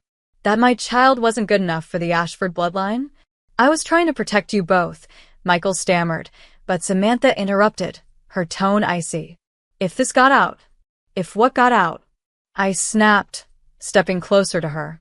That your perfect son isn't S's biological father? That all your grand plans for an Ashford heir are based on a lie? Emma grabbed Michael's arm, looking horrified. You told me the child was from a previous relationship. He told you what? I asked, the pieces falling into place. The merger, the rushed divorce, the custody filing, it had never been about the company. It was about erasing us completely. Susan, Michael pleaded, we can work this out. A generous settlement. In exchange for what? I cut him off. My child? My silence? I laughed, though the sound bordered on hysteria. You know what's funny? I actually felt guilty about exposing your financial fraud. But this? I pulled out my phone and held up the screen. This just made it easy. What did you do? Samantha's voice sharpened. Check your phones, I said coldly. The SEC should be receiving some very interesting documents right about now. Along with these DNA results and proof of your attempts at extortion, their faces turned white as their phones started pinging with notifications. Michael lunged toward me, but Olivia, who had been quietly filming the entire exchange, stepped in front of him. Touch her, she said calmly, and assault charges will be the least of your worries. At that moment, the courthouse doors burst open and federal agents flooded the hallway. Chaos erupted as Samantha's carefully constructed world began to crumble. Michael was led away in handcuffs, Emma collapsed in tears, and for the first time, Samantha looked genuinely afraid. This isn't over, she hissed as the agents approached her. That child is mine. I cut her off, and you'll never come near us again. Later that night, I sat on the couch, watching Sawyer sleep peacefully, completely unaware of how their world had just been turned upside down. Olivia handed me a cup of tea and settled beside me. You okay? She asked gently. I thought about everything. The lies, the manipulation, the years of feeling trapped. No, I admitted honestly. But I will be. My phone buzzed and I saw a message from Felicity. There's more you need to know about Michael's brother and what really happened to him. When you're ready. I stared at the message, feeling the weight of even more secrets and lies. But as I looked back at Sawyer, sleeping so peacefully, I knew my priority. Right now, protecting my child was all that mattered. Tomorrow would bring new battles, but for tonight, in this quiet moment, we were finally free. And that was enough. 6 months after the courtroom showdown, I thought we were finally safe. Michael was awaiting trial for financial fraud. Samantha had retreated to her summer home in disgrace, and Sawyer was thriving in our new apartment across town. Life felt peaceful for the first time in years. But peace, I learned, was just another illusion. The letter arrived on a Tuesday, thick and ominous, with no return address. My stomach sank as I opened it. Inside were photos, dozens of them. Pictures of Sawyer at school, at the park, and even of us shopping. All taken without us knowing. Then my phone rang. It was Felicity. "They're moving against you," she said without hesitation. "Samantha hired private investigators. They're building a case." "What kind of case?" I asked, panic rising in my chest. "Michael's DNA test already proved." "Not about paternity," Felicity interrupted. Her voice dropped to a near whisper. "About Sawyer's real father. They found him, Susan." The room spun as her words sank in. My mind raced back to that weekend in Vegas, 5 years ago, before I had even met Michael. I'd never gotten the man's name. Never thought I'd need to. "That's impossible," I said weakly. "Nothing's impossible with Samantha's resources," Felicity replied grimly. She paused. "And there's more. Michael's brother, his death wasn't an accident. I found evidence." A crash from Sawyer's room cut her off. I dropped the phone and ran, my heart pounding. The window was wide open, the curtains billowing in the breeze. Sawyer's bed was empty. "Sawyer's!" I screamed, my voice echoing through the apartment. My foot landed on something crumpled, a note written in Samantha's elegant handwriting. "We need to talk. Alone." My phone buzzed with a new message. It was an address, followed by a chilling warning. "Come alone, or you'll never see them again." Olivia found me in the bathroom moments later, throwing up from panic. "The police will take too long," I said, wiping my mouth and grabbing my keys. "She'll disappear with Sawyer the second she sees cops." "Then I'm coming with you," Olivia insisted. "No," I showed her the photos. "She's been watching us for months. She'll know." The address led me to an abandoned warehouse by the docks. Samantha stood in the entrance, her usual elegance replaced by something cold and haunted. "Where's my child?" I demanded. "Safe," she replied smoothly, "with their real family." "I am their real family," I yelled, my voice breaking. "Are you?" she asked, pulling out more photos, old ones of me in Vegas with the man I'd met that weekend. "His name is James Mitchell," she said. "A successful attorney. Married. 2 kids. Imagine the scandal when this hits the press." My hands shook as I stared at the photos. "What do you want?" "Leave town tonight," Samantha said coldly. "Sign over custody to the Ashfords and these," she held up the photos, "stay buried." "You'd ruin an innocent family just to win?" I asked, horrified.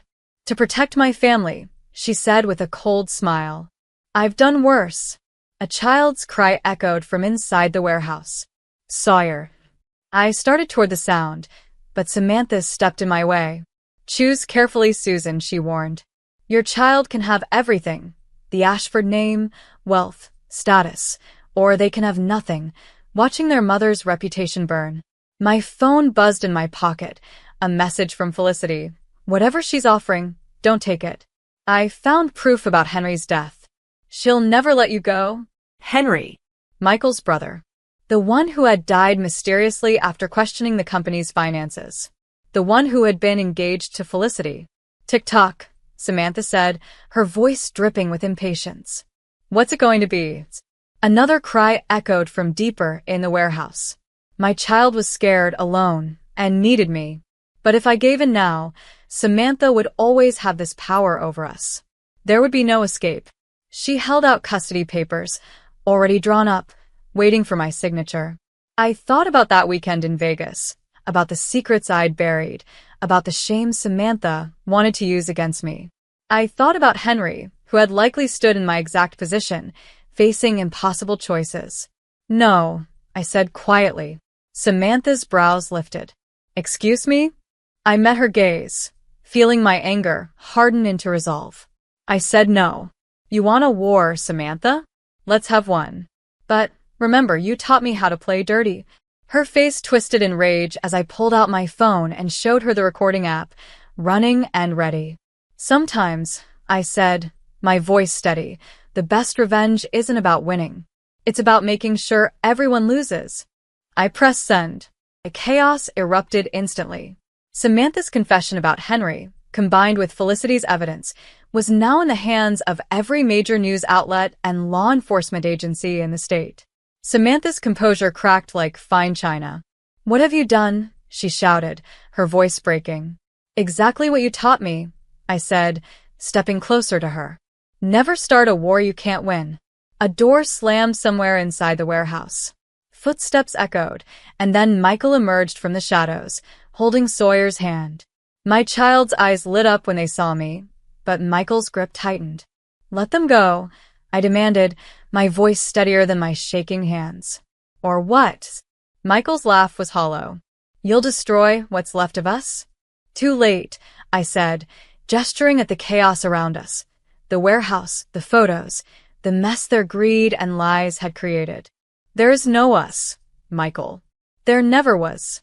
Just your mother's puppet show." "Michael," Samantha snapped. "Take the child and go." But Michael surprised us both. He let go of Sawyer's hand. "No," he said, his voice heavy with exhaustion. "I'm done taking orders." Sawyer ran to me, wrapping their little arms around my legs. I held them close, never taking my eyes off Michael. He pulled out his phone, scrolling through messages as his face fell further with each one. "It's everywhere," he muttered, his voice distant. "Henry's death. The company fraud. Everything." His eyes shifted to Samantha. "Did you really kill him?" "I protected this family," Samantha shrieked, her voice hysterical. "Everything I did was for control." Felicity's voice cut through the chaos. She stepped out from behind a stack of crates, holding a gun in her trembling hands. "Like when you had Henry's brakes tampered with after he threatened to expose the company's secrets." Samantha's face turned ghostly white. "You have no proof," she whispered. "Actually, we do." I held up my phone again. "The mechanic confessed this morning. Turns out your money can't buy." Everyone's silence. Samantha stared at me, her voice a hoarse whisper. "You planned this. All of it." "I learned from the best," I said, picking up Sawyer and holding them tight. "But unlike you, I'm not doing this for power. I'm doing it for love." Sirens wailed in the distance, growing louder. Samantha lunged for her purse, but Felicity fired a warning shot into the ground near her feet.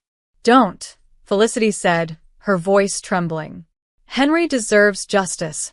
Michael stepped between them, looking older than I'd ever seen him. "It's over, Mother. We lost." Samantha's eyes darted wildly. "I can fix this," she said desperately. "I can fix." "Fix what?" I asked, my voice breaking. "Your son's death? The lives you've ruined? The grandchild you tried to steal?" Police cars screeched to a halt outside. Olivia burst in moments later, officers close behind her. "Susan," she called, running toward us. She dropped to her knees, checking Sawyer for injuries. "Are you okay?" I nodded as officers handcuffed Samantha. Her carefully constructed world was crumbling all around her. Michael stood off to the side, looking completely lost. "I'm sorry," he said softly, not meeting my eyes. "For everything. I should have been stronger." "Yes," I agreed, holding Sawyer close. "You should have." As the officers led Samantha away, she turned to me one last time, her face twisted with bitterness. "You think this is victory?" she spat. "You've destroyed everything." "No," I replied, shifting Sawyer in my arms. "I've protected what matters. The rest? You destroyed it yourself." Later that night, as reporters swarmed outside and detectives took statements, Felicity approached me. "What now?" she asked. I glanced at Sawyer, who was sleeping peacefully in Olivia's car. Michael was giving his statement to the police, and the empire of lies Samantha had built was now exposed for the world to see. "Now," I said with a small smile. "Now we rebuild. But this time on truth." The morning papers would call it the scandal of the decade. But for me, it was simpler than that. It was the day I stopped being afraid of shadows and started facing the light. Sometimes, the greatest revenge isn't destroying your enemies. It's refusing to become them. 1 year later, I sat in the visitor's room of the state prison, looking at Samantha through the scratched plexiglass. She seemed smaller now, her once impeccable appearance replaced by prison orange and a weary face. "Thank you for coming," she said, her voice quiet, lacking its usual command. "I wasn't sure you would." "Neither was I admitted, placing Felicity's latest letter on the counter between us. "But this convinced me." Samantha's eyes flickered to the letter. "She told you about Henry's daughter? The one I forced her to give up for adoptions?" "Yes," I replied, keeping my voice even. She touched the glass, her expression surprisingly vulnerable. "I thought I was protecting our legacy. Instead, I destroyed it." Outside, Olivia waited with Sawyer, who was drawing pictures for their new baby sister. Felicity had named her Henry, after the brother Samantha had tried so hard to erase. "Michael asks about you," I said. "In his letters from rehab, do you answer?" she asked. "Sometimes," I said, studying her. "He's doing better, learning to be his own person." "And you?" she asked, genuine curiosity in her voice for the first time. "Are you happy?" The question caught me off guard. After everything, she'd never cared about my happiness before. "I'm at peace," I said honestly. "Sawyer is thriving. Olivia's coffee shop is expanding, and Felicity, she's become family in a way you never allowed." Samantha gave a hollow laugh. "I spent years trying to create the perfect family, only to watch a real one grow from the ashes of my mistakes." A guard signaled that our time was nearly up. I slid a photo of Sawyer and baby Henry across the counter. "They should know their history," I said. "All of it. The good and the bad." Tears welled in Samantha's eyes as she took the photo. "I don't deserve forgiveness," she said softly. "No," I agreed.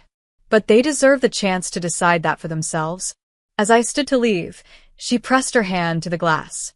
"Susan, that letter you found. The one that started everything? I planted it." I froze. "Why?" "I saw myself in you," she admitted. "The strength I lost long ago. I thought breaking you would prove I still had control. But instead, you showed me what real strength looks like." Outside, Sawyer ran to me, waving a drawing. "Look, Mommy. It's all of us." The picture showed our strange, beautiful family. Olivia, Felicity, baby Henry, and even Michael in his rehab center's garden. In the corner was a figure in orange, Grandma Samantha, drawn with the simple forgiveness only a child could offer. "It's perfect," I said, holding Sawyer close. Later that night, Felicity joined me in the nursery. "Do you ever regret it?" she asked. "Not taking revenge when you had the chance?" I thought about Samantha's confession and the satisfaction I could have taken in destroying her completely. But then I thought about the cycle of pain that would have continued. "The best revenge," I said, watching baby Henry sleep, "was breaking the pattern. Building something beautiful from something broken." And Michael. This morning, my mother-in-law grumbled about the soup I served for breakfast.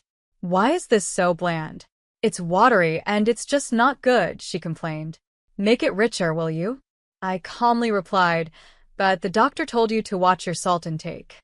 "Who cares about that?" "I like bold, rich flavors," she shot back. My mother-in-law, or MIL for short, is always complaining about the food I cook. She's obsessed with heavily seasoned meals, yet she's overweight and borderline diabetic. Her doctor has warned her multiple times to avoid salt and watch what she eats, but she doesn't seem to care. No matter how much effort I put into preparing low-sodium dishes, she always adds more seasoning to her plate, completely ignoring the doctor's advice. This morning was no different. She dumped a ridiculous amount of salt and pepper into the soup I had carefully made. I couldn't believe it. I had gone out of my way to use low-sodium ingredients, and yet she acted like it was still lacking. Honestly, I sometimes worry that she's going to cause serious harm to herself with the way she eats. If she keeps this up, she might face some serious health consequences, but to tell you the truth, I wouldn't exactly be heartbroken if she did. Emile seems to enjoy making my life difficult. It feels like all she does is criticize and show her dislike toward me. By the way, my name is Lauren. I'm 31, and while I work, I also take care of the house. I've been married to my husband for 4 years. We don't have any children, though. The reason? My infertility. Unfortunately, Emile never lets me forget it. She constantly throws hurtful comments my way. You're worthless as a woman if you can't have children, she sneers. You're defective. You should be thankful you're even allowed to stay in this house. Her words hit me hard every time. I don't know how to respond to such cruelty. I guess you're right. I must be defective since I can't have kids, I mutter, feeling broken inside.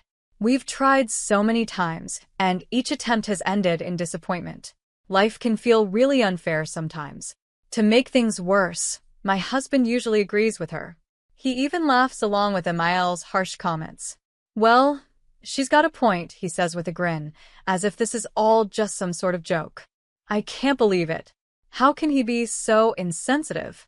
I want to have a baby more than anything.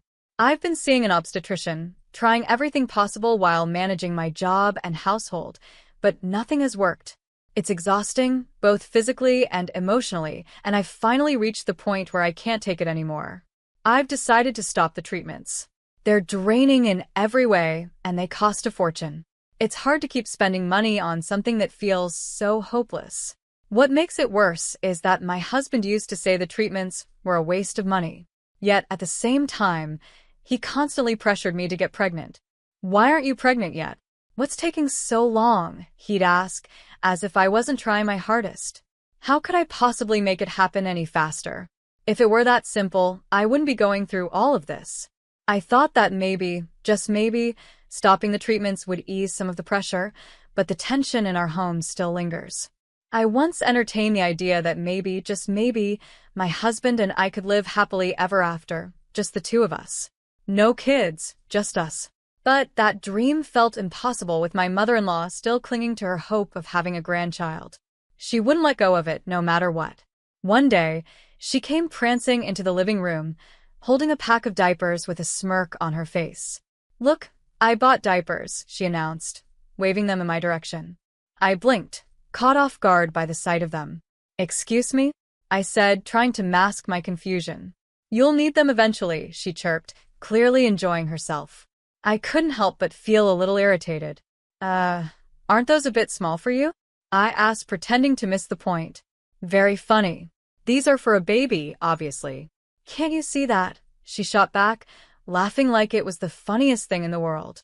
Well, I wouldn't know, I muttered, unable to hide the bitterness creeping into my voice. I'm just the defective woman who can't have children, remember? Her laughter stopped for a moment, and then she shrugged. That's enough, she said, her mood souring. Frustrated, she stormed off to her room, leaving me standing there, exhausted and drained. After working all day, I didn't have the energy to deal with her snide remarks and never-ending jabs. I let out a quiet sigh of relief as she disappeared. I was just too tired to keep putting up with her nonsense. Some days it felt like making my life miserable was her full-time job. The truth is, my husband and I had moved in with her after my father-in-law passed away about a year ago. She was devastated at the time, and understandably so. Around that same time, her doctor had warned her that she was at high risk for developing diabetes. My husband, being the kind-hearted person he is, insisted we move in to help her cope and take care of her. He wanted to be there for his mom, especially with her health at risk. But honestly, she wasn't as fragile as she let on. As long as she took her medication and followed a decent diet, she was fine. There wasn't much to worry about except for the fact that she didn't actually follow the doctor's orders. She often neglected her medication and ate whatever junk food she felt like. At this rate, her condition was bound to worsen sooner or later. And when that happened, I had no intention of being the one stuck taking care of her. I mean, I'm still in my 20s, working hard, juggling a career and household responsibilities. The last thing I want is to spend my youth caring for my in-laws. No, thank you. The next day was my day off, and I was busy doing chores around the house. Normally, my mother-in-law just lounges around, snacking on the couch while I work, but today was different. Out of nowhere, she stood up and walked straight into my room. I watched her go, too occupied with laundry to stop her. A few minutes later, she came out and proudly announced, "I cleaned your room for you." I forced a smile.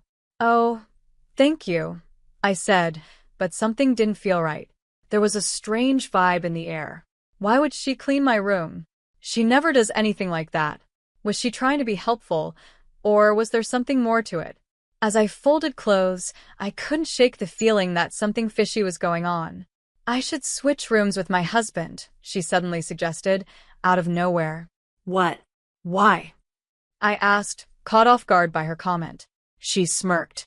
Well, if you keep leaving your room in such a mess, you're bound to get bugs in there. But honestly, it suits you, she added with a laugh. I just nodded along, feeling more confused than ever. Uh-huh. Sure. Thanks for the clean room, I said, playing along, though her words kept nagging at me. As she walked away, she seemed pleased with herself, like she'd done me some huge favor. I wasn't fooled. Her sudden interest in cleaning my space was suspicious. What was she up to? That night, I decided to sleep in my husband's room. He had been away on a business trip since the day before, so he wouldn't know. And even if he did find out, I knew he wouldn't get mad. Our relationship had cooled off in recent months, anyway. We kept separate bedrooms, partly because I worked regular hours as a nurse and partly because we needed our space. I didn't want to disturb him when he came home late, and to be honest, our marriage wasn't what it used to be. Still, I had a gut feeling that something was off with my mother-in-law. Whether she was trying to snoop or make a point, I wasn't about to let her get under my skin. When I work the night shift, I usually wait until my mother-in-law, or Emile as I call her, goes to her room before heading to my husband's bedroom to sleep.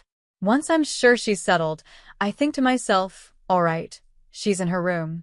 Time for me to get some rest, and then I quietly slip into my husband's room. For 5 days, I slept there without any problems, but it didn't take long for Emile to get suspicious. She must have noticed I seemed too cheerful for her liking, and suddenly, she began asking strange questions. Don't you feel any pain or discomfort? She asked out of nowhere. Huh? What do you mean? I replied, genuinely confused. Oh, never mind, she said, quickly brushing off the question. It was odd, to say the least. I couldn't help but wonder if she was suspecting something or trying to hint at something. She avoided eye contact after that and ate her meal alone in silence. That same day, I had the night shift at the hospital, so I planned to take it easy at home before heading out for work. Unfortunately, relaxation is a luxury I rarely enjoy. My Emile never lifts a finger to help around the house. She prefers to boss me around, giving orders from her favorite spot on the couch, where she lounges all day, snacking and reading Italian comics aimed at women. As I passed by her, I caught a glimpse of the cover of her comic book. The English translation was terrible, as usual, and the title was something like Epic Mother and Daughter-in-Law Swamp Battle. I rolled my eyes at her choice of reading material. Of course, she'd be interested in stories about toxic mother-in-law and daughter-in-law relationships. It seemed like her personal guidebook for making my life more difficult. Hours later, my husband finally returned from his business trip, but it was already 9 p.m.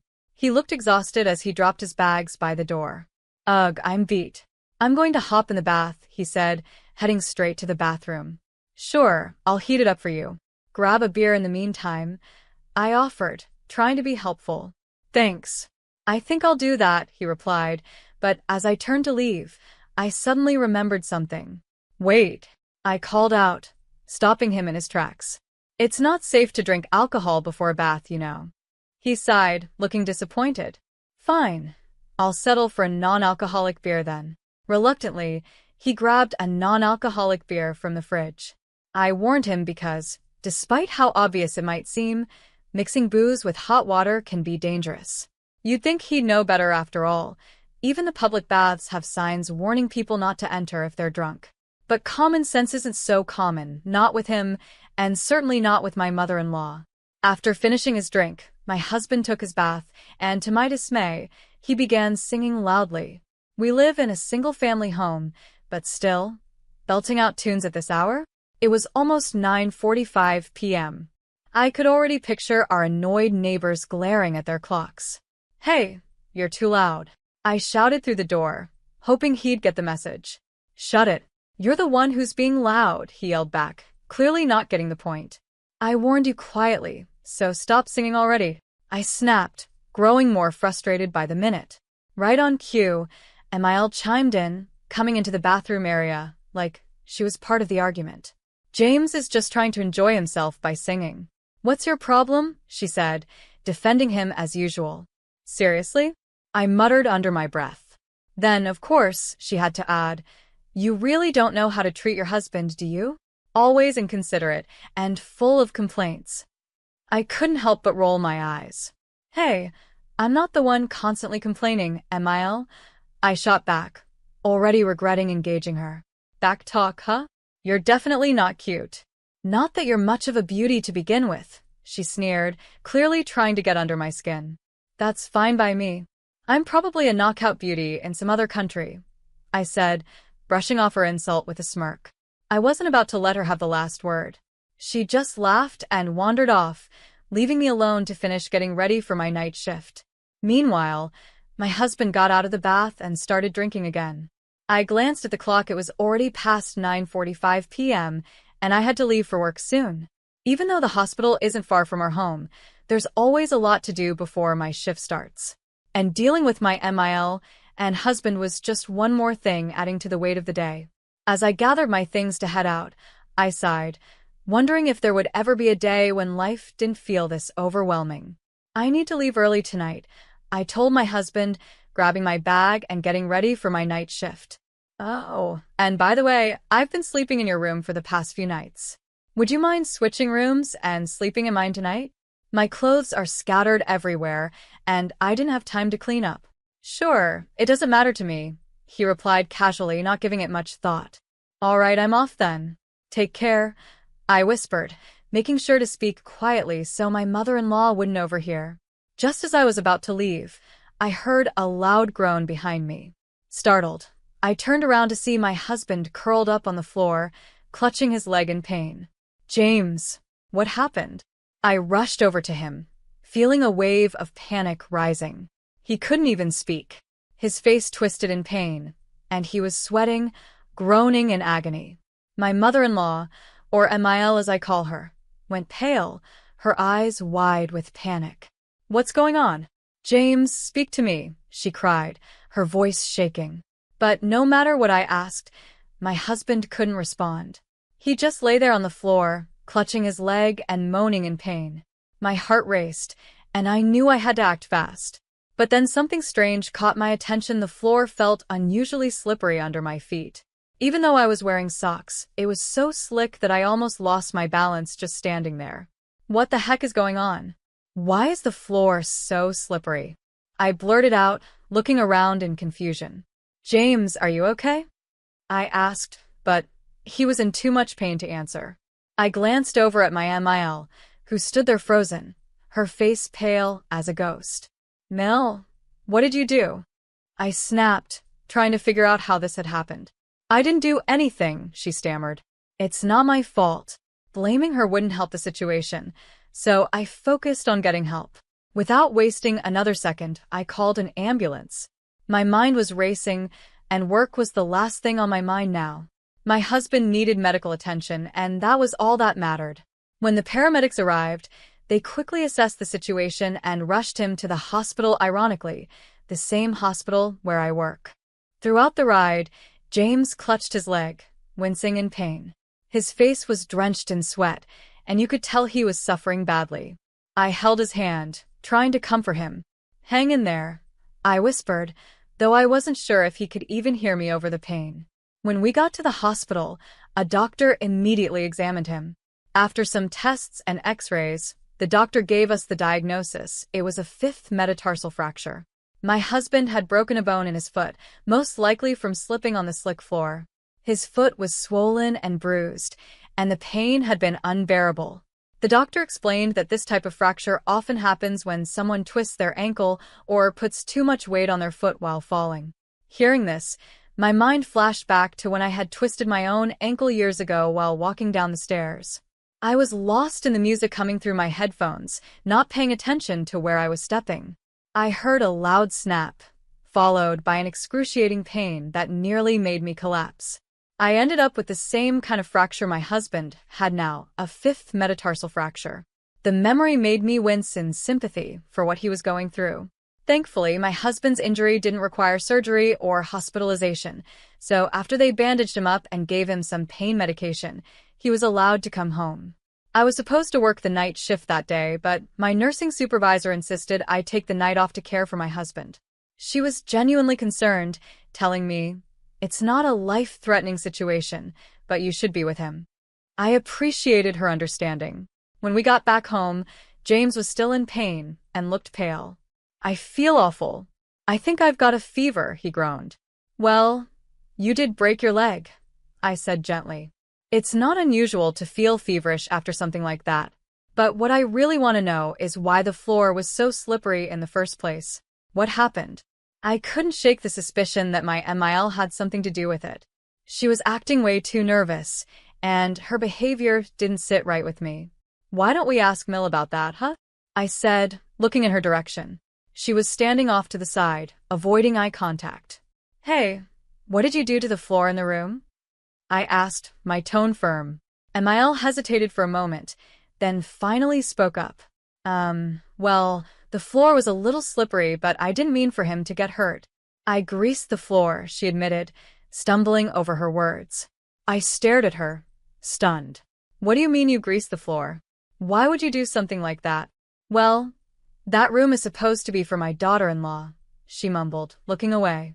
"I didn't think anyone else would be in there." I couldn't believe what I was hearing. She had deliberately made the floor slippery to mess with me, and my husband had paid the price. I took a deep breath, trying to keep my emotions in check. As much as I wanted to scream at her, I knew there was no point. What was done was done. "Next time, think before you act, MIL," I said, my voice calm but firm. "You could have seriously hurt someone."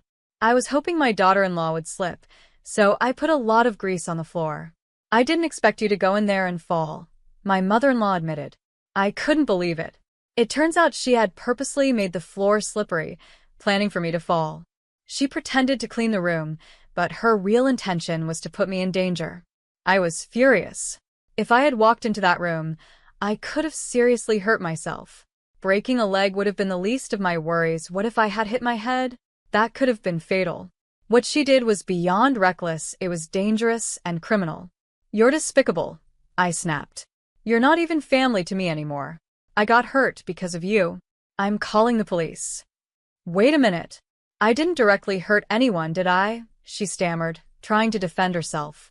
"Your wife told you to go in there, didn't she? So it's her fault, not mine." "Shut up. That's not the point," my husband shouted, dialing the police with fury in his eyes. My mother-in-law tried to grab the phone from him, but even with his broken leg, my husband was stronger. He held onto his phone and continued speaking to the police. As I watched the chaos unfold, I couldn't help but think, I'd rather be at work, even dealing with the stress of the hospital, than this mess. Our neighbors were bound to find out about this awful situation soon. I started thinking that maybe I should call the police too. After all, she almost hurt me as well. "You know," I said, "this could be considered attempted harm. You might be charged." No. "I don't want to be taken to the police," she cried, panic spreading across her face. "Really? You knew what could happen when you did this," I said, my voice calm but firm. "Or did you think you could just get rid of me without any consequences?" She hesitated before admitting, "Well, I did think it might be better if you just disappeared." My heart sank. "Wow, you're the worst. Your way of thinking is criminal. Honestly, I wish you'd just stay in jail forever." I turned to my husband. "Let's get a divorce." What? "Over this?" he asked, shocked. "Yes, over this. You've looked down on me, called me defective, and you have no idea how much that hurt. I can't live with that anymore. I can live without you just fine." "No, please don't say that. I need you," he pleaded. "I was counting on your income. I even got a new car contract." What? I asked, feeling a mix of disbelief and anger. "I finally got the Toyota Century I've always wanted from Italy," he said, almost sheepishly. "I don't care anymore," I replied firmly. I quickly cleaned the greasy floor, then grabbed a bag and started packing my belongings. I took off my wedding ring and placed it on the table. As I rummaged through a shelf filled with dishes, I remembered something. The divorce papers. I found them, the ones he had written a while ago, just in case. We had agreed that if I couldn't have a child within 3 years, we'd get divorced. Well, I can't have children now, so let's end this, I told him. You must be feeling relieved. Wait, what about the loan for my car? He asked, looking worried. Who cares? I said, not interested in his problems anymore. I left the house and headed straight to the hospital. When I arrived, the head nurse, who was always kind, didn't ask questions. She seemed to understand that I had my reasons for showing up like that. As a nurse, I knew I could support myself. I didn't need a husband. I started wondering why I had stayed in that awful house, being treated like a servant by my in-laws and putting up with their rude comments. It all seemed so ridiculous now. I made up my mind to focus on my job and leave that part of my life behind. The next morning, I filed for divorce. My now ex-husband had caused me so much emotional pain that I consulted a lawyer about getting compensation. In the end, he had to pay me, and I couldn't help but think, serves you right. Since the police got involved, our neighbors started avoiding my mother-in-law. She had told them the story of how my ex-husband broke his leg, and now everyone thought she was a terrible person. It didn't take long before my ex-husband wanted nothing to do with her anymore, and it seems he kicked her out. She's been crying ever since, saying she can't live on her own. She receives some kind of survivor's benefits, but it's not much. Given how much she used to eat, our grocery bills were always outrageous. Now, she'd have to live a very modest life. As for my ex-husband, I don't care what happens to him anymore. He had mentioned something about a car loan, but I have no idea how that turned out. I assumed he wouldn't be able to afford it on his salary. He always took me for granted, thinking I would help pay for everything. It annoyed me so much. Even though he wasn't wealthy, he still went ahead and bought a new car without thinking. Later on, I started dating a doctor I met at the hospital. For years after that, we got married, and to our surprise, we were blessed with a child. It felt like a miracle after everything I had been through. Now, I'm focused on doing my best for my new family, and I couldn't be happier. At last, the day arrived when I could escape the constant sight of your face. Those freeloaders, who did nothing but consume without contributing, needed to go. They should be grateful for the charity they've received all this time. Understood. I declared, I won't be coming back. Thank you for everything until now. Swiftly, I gathered my essentials and bid farewell to the place I had called my in-laws' home for many years. As I left, my mother-in-law wore a satisfied expression, relishing my departure. However, only I harbored a certain poignant truth. My name is Sarah. I'm 32 years old and work remotely from home. Married to Alan for 5 years, our marital bliss took a turn in our 4th year when Alan's previously robust father fell ill, necessitating our presence and care. Initially resistant to the idea of living with my in-laws, I acquiesced due to Alan being their sole source of familial support. Despite contemplating quitting my job for his care, my company permitted me to continue working remotely, considering my past performance. The complications with my in-laws began immediately, familiarizing me with the notorious mother-in-law and daughter-in-law dynamic. Sarah, hurry up and tend to the cooking and cleaning. How long will you be lazy, avoiding your household duties? Scolded my mother-in-law. I'm working right now. What are you talking about? I'm always clicking away on the computer, I retorted. The truth was, amidst household chores and caring for my ailing father-in-law, I utilized my skills to regain my pre-crisis salary. After about 3 months of intense effort, when my earnings matched their previous peak, I felt genuine joy. However, the reason for my relentless dedication lay in the financial reality. Alan's income alone couldn't sustain us. Despite my hopes that life would finally ease up, the struggle continued. I contemplated setting aside some savings, but inexplicably, circumstances grew increasingly challenging. It felt as though the funds in my wallet were in a constant state of decline. Intrigued by this, I scrutinized our expenses and discovered that Alan had been indulging in lavish spending. Furthermore, my mother-in-law exhibited a penchant for extravagant habits. Alan, always eager to please others, extended his generosity beyond work lunches, using our credit cards to fund drinking parties. My mother-in-law, juggling numerous hobbies with friends, liberally paid for lessons and social gatherings. Despite their profligate ways, the burden of household chores and caring for my ailing father-in-law fell solely on me. I found myself covering all our living expenses with my income, making the prospect of saving money seem like a distant dream. Anxious about our financial situation, I approached Alan and my mother-in-law. Alan, mother, it seems we've been spending excessively. If this continues, we'll deplete our finances. Could you please consider cutting back on your expenses? I implored. In response, Alan and my mother-in-law harshly dismissed my concerns. I don't want to appear stingy in front of my colleagues and subordinates. Can't you understand that? Argued Alan. They won't think you're stingy just because you don't pay for them every single time, I reasoned. Maintaining good relationships with your coworkers is important, but what about the trips to the girls' bars? That has nothing to do with work, I pointed out. You just want to have fun, don't you? How about you come home drunk and start talking about it, even if no one asks you? That just means you have a more enjoyable time there than spending time with me. I expressed my frustration. My mother-in-law sided with Alan, laughing off my concerns. I'm glad Mom understands, and she's right, Alan asserted. Meanwhile, my mother-in-law justified her spending, stating, if I didn't go to my classes, I'd just be cooped up at home. I'm taking classes with my friends to enjoy the limited time. I found myself grappling with the harsh words echoing in my ears, labeling me as a terrible daughter-in-law. Their judgmental remarks centered on the fact that I dedicated myself to household chores without earning an income, rendering me, in their eyes, without the right to voice complaints. The notion of being looked down upon by a homemaker left me perplexed. In truth, I worked diligently, contributing a steady income to the household while also managing the housework and caring for my father-in-law. Their skepticism and belittling tone, asserting that working from home couldn't yield much, were disheartening.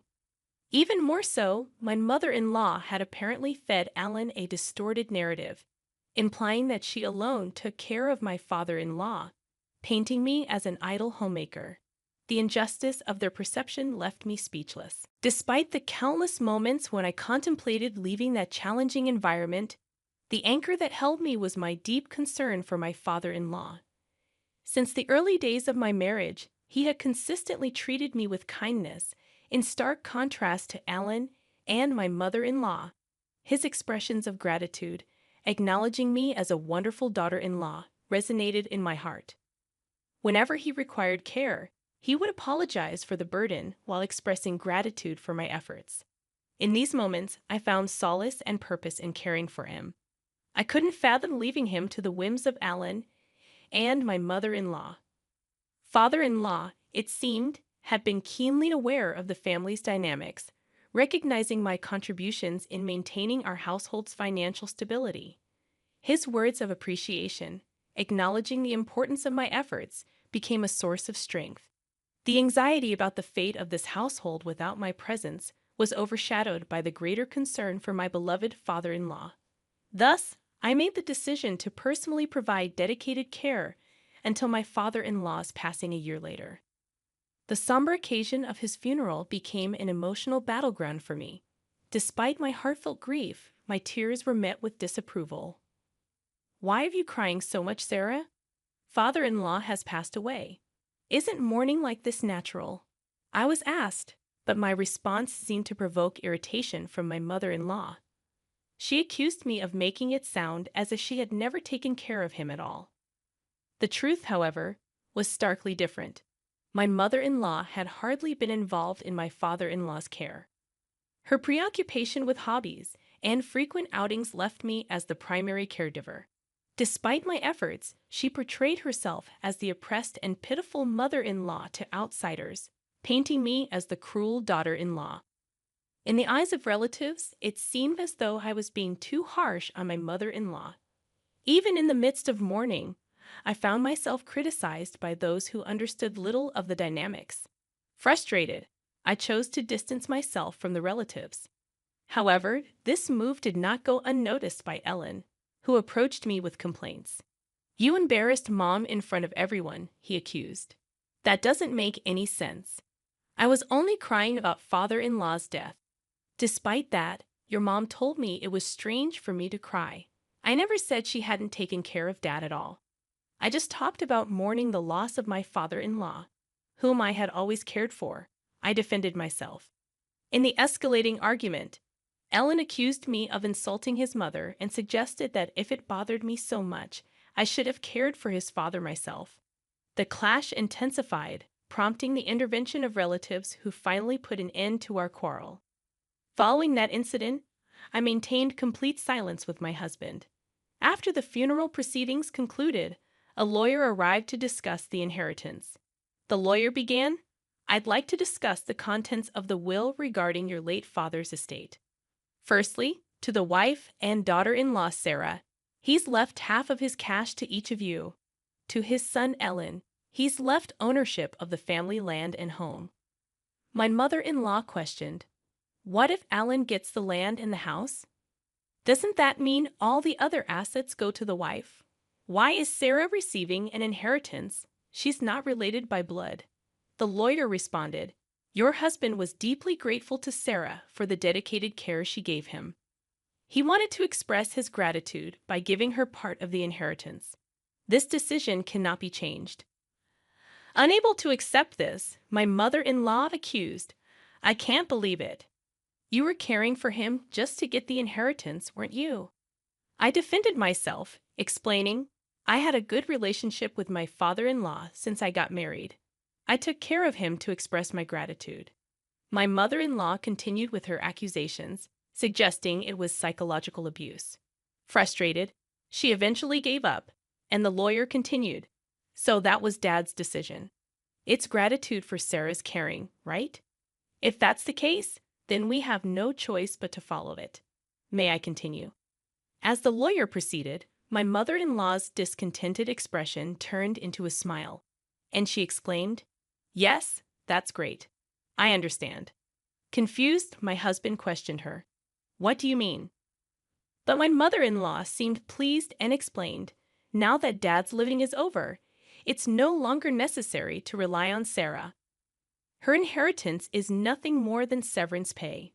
We don't need her in this house anymore." My mother-in-law had misunderstood my father-in-law's will just as he had intended. In truth, he had discussed this plan with me before his passing. He wanted me to be free from the constraints of this house after his demise. Using the will, he cleverly deceived my husband and mother-in-law, making it seem natural for me to leave, just as he had planned. My mother-in-law, misinterpreting my father-in-law's intentions, saw the will as an opportunity to eject me from the family. Concealing my actual desire to leave, I responded to her shock by saying, "Father-in-law, why would you treat me like this?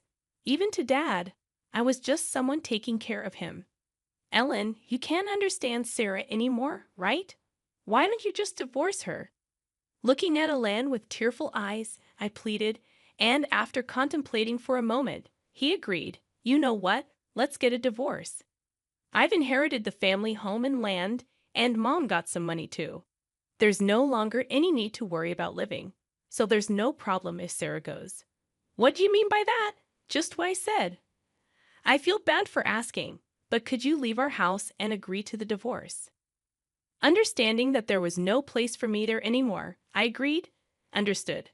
I guess there's no place for me here anymore." With a hint of restraint, I retrieved a document from the drawer and handed it to my husband. It was a notice of filing for divorce, prepared after our previous argument. My husband promptly signed it, expressing, "Finally, I don't have to deal with you anymore. A non-working freeloader should just get out. You should be grateful for us having put up with you, a total freeloader. Is that so?" "Okay, I understand. I'll leave. Thank you for things up to now." As I left, my mother-in-law appeared elated, unaware of what would transpire in the future of their house. Once out of their home, I wasted no time and immediately submitted the divorce notice to the city hall. Arriving at the apartment I had rented in advance, the spacious room echoed with my joy as I exclaimed, "Finally, I can be by myself. This is great." I felt overwhelmed with joy to be liberated from a challenging marriage. My heartfelt gratitude extended to my father-in-law for devising the plan that enabled my escape from my in-laws' home. Subsequently, I embraced a comfortable life living on my own, appreciating the newfound freedom and the ability to continue working remotely, a skill I had cultivated during my time at my in-laws' place. Having honed my time management skills, work flowed smoothly and my income increased, allowing me to lead a comfortable life free from interference. However, my peaceful existence took an unexpected turn when my ex-husband, Alan, called me out of the blue. Perplexed, I questioned, "It's been a while. Why are you calling me? Weren't you the one telling me to disappear?" "Sarah, please help us. We're in a pinch," Alan pleaded.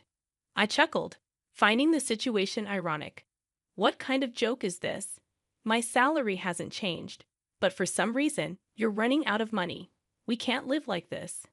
With a laugh, I decided to deliver the final blow. "That's because you no longer have my income to support you. You squandered your entire salary on yourself. Maybe it's about time you and your mother learned some financial responsibility as adults." Confused, Alan asked, "What do you mean? You still don't get it?" I clarified. "While you were living lavishly, my salary was the one paying for our living expenses. At that time, I was making about $4,800 a month. Now I'm earning even more than that with no one to get in my way." Expressing frustration, Alan pleaded, "Sarah, can't we start over? It was a mistake to let you go. I want to make things right again." I scoffed. "It's obvious you're after my income. Don't be ridiculous. I never want to see your face again. What happened to the inheritance your mother received? With that amount, she should be living comfortably." Alan confessed, "It's about to run out. We spent it on a shopping spree, overseas trips, and half of it disappeared in the casino." Unmoved, I retorted, "A foolish mother breeds a foolish son. I have nothing more to say to you. I'm a stranger now, and I can't do anything for you, nor do I want to." Desperate, Alan implored, "Don't be so heartless. Help me. This has nothing to do with me. There's nothing more to talk about. I'm hanging up. Don't call me again," I declared before ending the call and promptly canceling the contract for the mobile phone I was using. A year later, passing by my mother-in-law's house, I discovered it had become an empty lot, likely sold due to financial struggles. Unperturbed, I continued with my newfound spare time, attending a wine class I had long been interested in. There, I met a man 2 years my senior who took me seriously. After a year and a half of dating, we got married. He is the ace of a well-known company, humble despite his high salary, with a warm and wonderful character. We respect each other's careers, leading to a fulfilling married life. Reflecting on these changes, I can't help but feel that this retribution was, in a way, a gift from my father-in-law.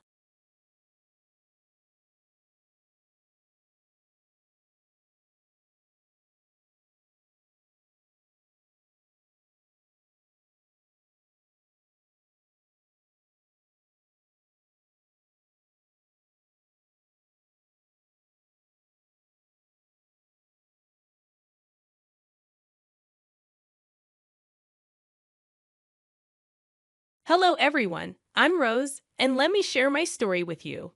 My mother-in-law, Sherry, used to be a different person, not the vain and shallow woman she is now.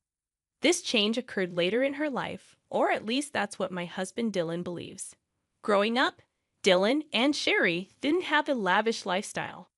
They led a modest life together after Dylan's father passed away when he was just 4 years old. Sherry took on the role of the breadwinner, and they lived a simple life until Dylan secured a great job after college. Dylan is a remarkable and kind man, not just because he's my husband. He earned a full scholarship to medical school and became a doctor. Despite his success, Dylan remained humble. However, Sherry's life took a turn for the luxurious. Now, let me clarify. I don't have a job for reasons I'll discuss later, but that doesn't mean I am poor or dependent on others. Unfortunately, Sherry got the wrong impression of me when we first met. Whether it was my clothes or mannerisms, something repelled her. On our first encounter, she said, "Dylan, is this the girl you've been raving about? She's so plain and average. Why would you choose someone like her? Does she even have a job?" My name is Rose, and no, I don't have a job. However, Sherry assumed that meant I was planning to trap her son and drain his money. She labeled me as a gold digger and a parasite, making baseless assumptions about my character. Dallin defended me, but the argument escalated and we decided to leave. During our journey home, Dylan apologized for his mother's behavior, acknowledging that she had crossed a line. He reassured me, saying his mom no longer knows how to act like a sane person. Although her words hurt, Dylan asked me not to mind them. Yet I couldn't shake the feeling that being comfortable around Sherry might be a challenge. After all, she's the only parent Dylan has left. I decided to step back. We don't have much extended family, and completely cutting her off isn't feasible. I won't push you to be friends with her, but can you at least be civil around her? I can act respectfully towards your mom, Dylan, but I doubt she'll reciprocate. Don't worry, Rose. I'll keep her in check. If she crosses the line, we can consider reducing contact. I love my mom, but I love you too. I won't let her harass you for no reason. I was skeptical about my relationship with Sherry. Dylan assured me he'd stand up for me, but I still felt uneasy. Dylan and I got married 3 years after we started dating. We had a court wedding due to financial constraints. Dylan was sending Sherry a lot of money every month for emergencies. Even after we married, he continued this practice, straining our finances. I didn't stop him. I believed he had the right to help his mom. However, Sherry became a problem. She regularly spoke ill of me and gossiped with her friends, spreading rumors about me being a gold digger. I ignored it initially, but it started affecting my reputation. Despite Dylan's efforts, Sherry never treated me kindly. She believed I wasn't good enough for her son. Surprisingly, one day, Dylan told me that his mom wanted to invite me to a small party she was hosting. I was skeptical since she disliked me. Dylan assured me that she promised to improve and wanted me there. It seemed odd considering her recent financial struggles, but Dylan believed she managed somehow. I agreed to go, despite my concerns about her behavior. Dylan hoped his mom was making an effort, so I decided to keep an open mind. I truly wanted us to mend our relationship and become friends. I had serious doubts that Sherry would ever consider being friends with me, despite my willingness to be civil and make an effort for Dylan's sake. It seemed that Sherry had little regard for his happiness. Despite my skepticism, I decided to attend the party, eagerly waiting for Sherry to provide details. Sherry texted me the next day, and I assumed she was extending the invitation. However, her message took an unexpected turn. She started by mentioning the party at a 5-star hotel everyone had been raving about, promising her friends a great time. This excited her, and she planned to take 15 people. Curious, I asked if I was invited, given Dylan's assurance. To my surprise, Sherry responded with arrogance and disdain.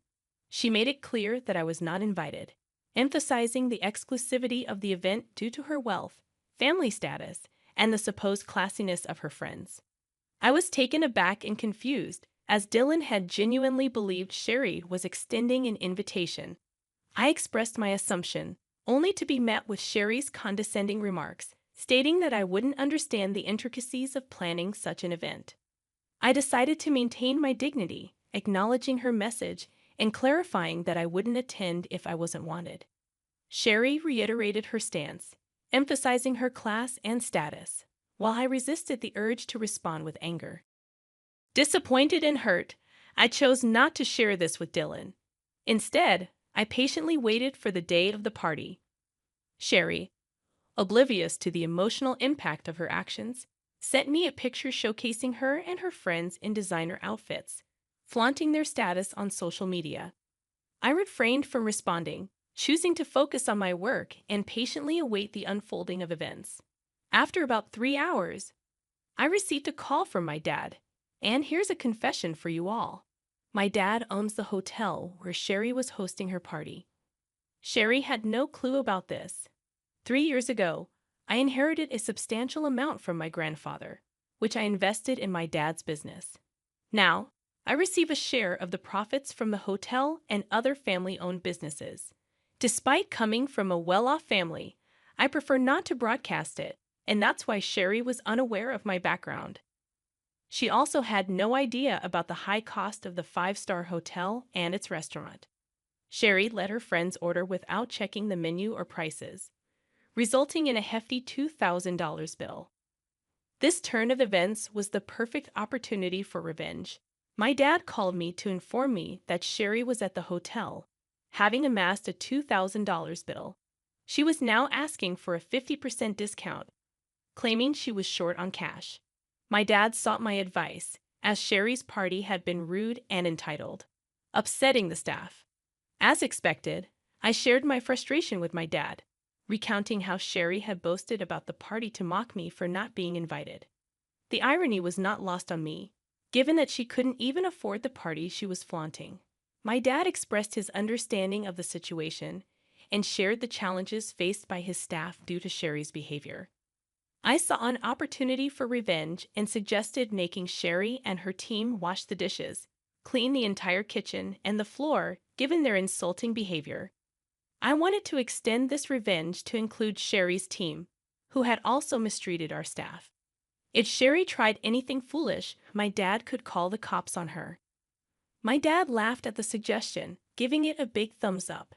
He even offered to share pictures of the event. It seemed like the perfect chance to turn the tables and teach Sherry a lesson about humility and respect. When it happened, I would have relished seeing Sherry face the consequences of her actions. My dad promised to follow my suggestion and hung up. An hour or so later, he sent me pictures of Sherry and her friends washing dishes and wiping the floor at our restaurants. Dad also shared that when Sherry saw him as the restaurant owner, she looked relieved. She began telling him that she knew the owner and they would get out of the situation. To her surprise, Dad instructed her to clean his restaurants. She was dumbstruck for a while, and when she started to protest, Dad reminded her that since she didn't consider me family, he didn't consider her family either. It was a hilarious turn of events, and though I wished I was there, I did get some good pictures. After a while, Dylan came home looking visibly upset. I could tell he had heard from Sherry about what happened, and I knew she must have given him a twisted account of the events. He approached me, questioning what he heard about my dad making his mom clean the restaurant dishes. I explained to Dylan that it was the usual norm for us in such situations. Sherry had gone to our restaurant, racked up a $2,000 bill, claimed she didn't have more than $1,000, harassed our staff, and her party had been a nightmare. I believe this punishment was fitting. Dylan seemed surprised and questioned who Sherry had taken with her and what they ordered. I informed him that she took 15 people, and they ordered a lot, especially the fancy items. He expressed disbelief, as Sherry had told him she was taking only 4 people and had invited me, but I declined. I clarified that things didn't happen that way, and I showed him the text messages from Sherry. Dylan requested the bills and asked me to show him the texts, wanting to understand the situation better. I showed Dylan all the texts, and my dad sent him the bills. I'd also presented some pictures to illustrate the scale of Sherry's party. Dylan grew extremely mad when he saw everything. He called Sherry, asking her what was wrong and why she hadn't told him the full story. Sherry claimed she only mentioned being short of cash, and I must have given him a different story to sabotage her. Dylan confronted her, pointing out that she declined my invitation and insulted me by saying I wasn't classy enough for her. Sherry tried to brush it off as a harmless joke, but Dylan wasn't buying it. He questioned her spending thousands of dollars taken from him on friends while insulting his wife. He called her out for her actions, stating that spending $2,000 on food and drink wasn't a small matter. Sherry was left trying to justify her actions, while Dylan expressed his disbelief at her behavior. I made a mistake by giving you money whenever you shared stories about needing it, Mom. Well, guess what? I'm not giving you any money again. But Dylan, you've been so supportive for so long. You can't just stop now. It was a one-time mistake. Dylan, why are you overreacting? No, Mom, I am not overreacting.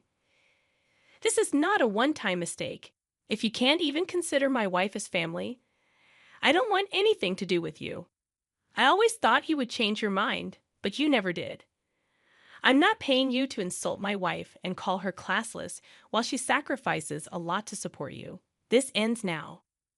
Dylan didn't listen to Sherry anymore. He hung up on her and blocked her number. He also apologized profusely to me for being mad at me without knowing the full story. I forgave him because, well, he did stand up for me. We had a serious discussion about Sherry and jointly decided that she will no longer be in our lives for now. Yes, Dylan is now a wealthy man, but he knows to stay humble. He found Sherry's behavior completely unacceptable, especially because it was directed towards me. I agreed with the fact that it was very unfair to me, and I was all set to remove her from our life for good. In the next few days, Sherry reached peak madness. She realized that her own actions may have damaged her relationship with her son for good, sending her into a horrible panic. She showed up at our house and demanded to speak with Dylan. Slowly, her demands turned into begging after she was turned away from the door every time.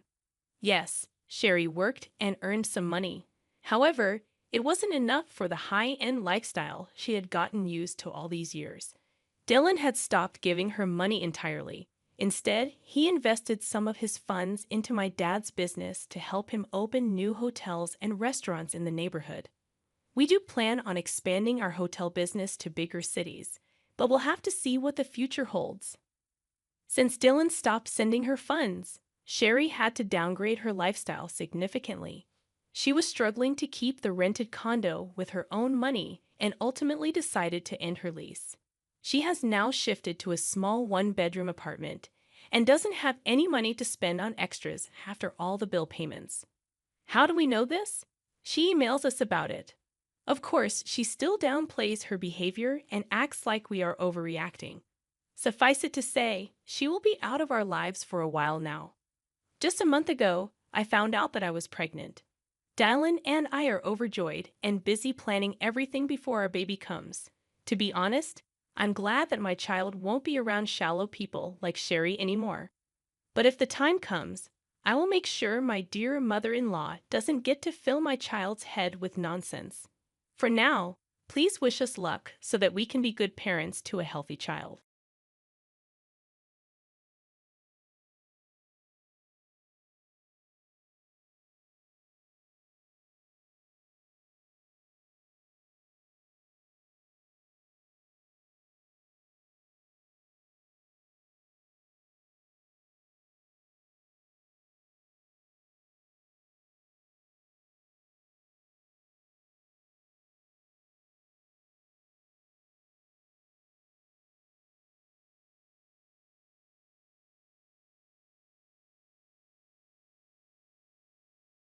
Welcome to the Retaliation Realm channel. We hope you enjoy today's story. Once upon a time, a remarkable event unfolded, a dream that materialized into reality. My sister-in-law Mary and I found ourselves on the receiving end of an extraordinary gift, a whopping sum of around $300 million and the stewardship of our very own company. The elation and astonishment we felt were beyond words as we celebrated. The news of our windfall reached the ears of our colleagues, and Mary, reveling in the moment, drew attention with her exuberance. Whispers circulated among the staff, attributing our newfound fortune to the benevolence of our father. Mary, in her pride, asserted her preference for subtlety, declaring, "I don't make noise." The plot thickened when my husband was granted ownership of the company and a substantial sum of $3 million. The revelation elicited laughter from one of the workers, leaving my older brother and his perplexed wife at a loss. While my brother, engrossed in a lawyer-provided document, appeared pallid and fearful, his wife's reaction to the contents of the paper was a scream. "I am Lucy, 29 years old, entrenched in my father's business since my youth. Witnessing him build a company from scratch, I understood the struggles even during its modest beginnings. Despite my parents' aspirations for me to attend college and carve my path, my heart was set on contributing to my father's company. Reflecting on this choice post-high school, Bob, a seasoned employee, imparted invaluable lessons, treating me as an equal rather than the boss's daughter. His mentorship equipped me with essential business knowledge. My brother Tom, 2 years my senior, pursued a college education geared towards business management, harboring aspirations to inherit the company and be its future leader. Tom's friends admired his future role, anticipating an easy life as the next boss. Questions arose about potential conflicts with his younger sister. Tom assured them of my disinterest in the finer things, depicting me as quietly working behind the scenes. Married to Mary, who reveled in extravagance, Tom indulged her desires, fostering the belief that such a lifestyle would elevate his chances of becoming the boss. However, Mary, upon encountering me at family gatherings, would mockingly remark on my lack of resemblance to the typical boss's daughter, expressing disbelief in my contentment with a simpler life. I asserted that material luxuries did not define my happiness. Mary, unable to comprehend my perspective, ridiculed me for seemingly lacking the ability to wisely manage wealth. My brother chimed in, echoing her sentiments and acknowledging my ongoing learning curve in the company. I admitted to not having all the answers. However, my brother criticized my lack of confidence, emphasizing the importance of projecting authority to gain respect. Undeterred, I acknowledged that within our family, only my father and I held authoritative roles in the company. Despite the criticism from my brother and Mary, my mother offered reassurance, acknowledging the positive impact of my contributions to the company. My father concurred, but my brother and Mary remained unmoved by our perspectives. They distanced themselves from us for over a month, clearly upset by our differences. Reflecting on that challenging period, I suggested to my parents, Tom and Mary can say whatever they want. Despite this, my brother and Mary continued their extravagant lifestyle, dining at upscale restaurants and embarking on lavish vacations. They aimed to maintain the facade that my brother was the future president of the company. During this time, my father devoted himself to expanding the business. However, one evening, he began complaining about chest pain. Concerned, I urged him to relax and promised to call an ambulance. In the midst of his distress, he pointed to a drawer, whispering, "There's a letter for you in there. If anything happens to me, read it. The rest is for the lawyers." Unfortunately, he lost consciousness before the ambulance arrived and never woke up again, eventually passing away. My brother and Mary, away on vacation, returned a couple of days later, acting as though their delay was inconsequential. At the funeral, my brother casually mentioned, "We're relieved we got back in time. Who would have thought that Dad would pass away while we were on vacation?" His nonchalant attitude left me taken aback, as if he didn't grasp that my mother and I were left to handle everything on our own. Seeking a private moment to address my brother, I asked, "Did you have a chance to come home earlier?" He replied, "I couldn't because I had already booked our flight back," showing no remorse. Later, addressing the employees, my brother proudly asserted, "Thank you all for your help. From now on, trust me to take over my father's place, in a good way." Mary chimed in, praising his dignity and expecting admiration. Annoyed by my brother's late arrival and arrogant demeanor, I guided them to the ceremony's meal table. Throughout the meal, my brother continued his proud act, questioning the food's quality. Attempting to calm him down, I reminded him that my mother and I had already discussed and approved the menu. Asserting my independence, I stated, "I don't want you telling me what to do. This is why people don't understand what it means to be a president." His arrogance extended to ordering around the employees, including Bob, a longtime staff member. I intervened, cautioning him against being rude and reminding him to show humility. "Tom, don't be so bold. They're not just mere employees. You should show some humility," I urged, attempting to reason with him.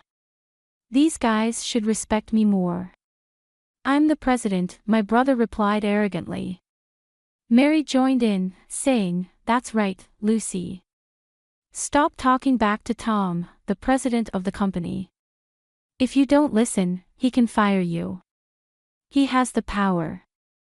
As my brother and Mary were making a scene, a man appeared and said, I'm sorry to interrupt. Your father asked me to take care of his inheritance. He was the lawyer my father had hired while he was still alive. I recalled my father mentioning a lawyer, and it turned out he had thought about what would happen after he was gone. My brother and Mary got excited when the lawyer mentioned inheritance. As they welcomed the lawyer into the room with eager smiles, hoping to swiftly handle matters, my brother suddenly started crying, exclaiming, Wasn't my father's inheritance worth $300 million? Mary, thrilled by this revelation, exclaimed, $300 million. That's so much money. Having a company with that much money is like a dream. As the employees heard this, they started whispering to each other. Mary proudly announced, Everybody is quiet. This is the moment when the company and the $300 million pass to Tom. Upon hearing this, one employee couldn't stop laughing. Meanwhile, my brother had gotten hold of the will and was reading it beside Mary, who seemed puzzled about what was happening. As he read, my brother's face turned pale. According to the will, the entire company was supposed to go to the oldest daughter, Lucy. He stared at the paper in shock for a while, then started shouting, This can't be true. This is wrong, in a serious tone. The lawyer calmly responded, This is a will that's legally valid. My brother's voice became tighter and more strained as he said, I don't care about this. How can Lucy be the president instead of me? Maybe Dad was just getting old and confused. The lawyer continued, Yes, your father's judgment might not have been clear. A will made by someone who is not thinking straight might not hold up. Hearing this, I couldn't bear it any longer. I couldn't let these two people insult my dad, who was a good person. I couldn't let even family members bring down his reputation. The idea of my brother becoming the president seemed completely unthinkable to me. My words seemed to anger my brother even more. What are you saying? Are you trying to say I'm not good enough to be the president? He replied angrily. Without hesitation, I responded, You're right. How can you lead the company if you've never really helped? Don't be ridiculous, my brother protested. Mary and I even built a huge house fit for a president. We went to great lengths to make me look the part. I retorted, building a mansion that's not suitable for someone in your position or spending too much money on fancy restaurants isn't good for the company's image. Money is important, but it's not the only thing. Besides, didn't Dad cover most of the costs for the house and any extravagant lifestyle? My brother challenged, How would you know all that? I explained, just before he passed away, Dad left me a letter. In that letter, he outlined all the money he had spent on you and mentioned that it would be considered your gift during his lifetime. So, your share of the inheritance is practically nothing. Mary was alarmed when she heard this. Hold on a second. Is this supposed $300 million inheritance already spent? That doesn't seem fair if we got so little from it. An employee who had previously laughed suddenly stepped in and told Mary that the $300 million came from the company's funds, not from personal assets. I believe all of us employees here are well aware of that, the employee added. Can money from the company even be inherited? Mary wondered aloud. I informed her, no, it can't. The money from the company isn't meant for the family to inherit, so I'm pretty sure that your share, Mary, would be minimal. Mary was saddened by this revelation. That's disheartening. I was shocked by the inheritance amount too. Oh no, $300 million suddenly. Then, my brother stood up as if he had a sudden realization and shouted at the employees, Do you want your company president to be someone as plain as Lucy? You should believe that I'm more qualified. I have the same kind of charisma that my father had, I asserted. However, none of his colleagues agreed with me. Bob stepped forward and began talking to my brother. Your father was a charismatic man who started the company, but you and he aren't the same person. What you're showing is arrogance, not charisma, Bob calmly explained. My brother grew angry as the employee refuted him. Tom, you might be part of the company, but we rarely see you working, Bob pointed out, growing frustrated. My brother argued back, that's because I don't have time to do any of the regular work. I'm busy networking with others.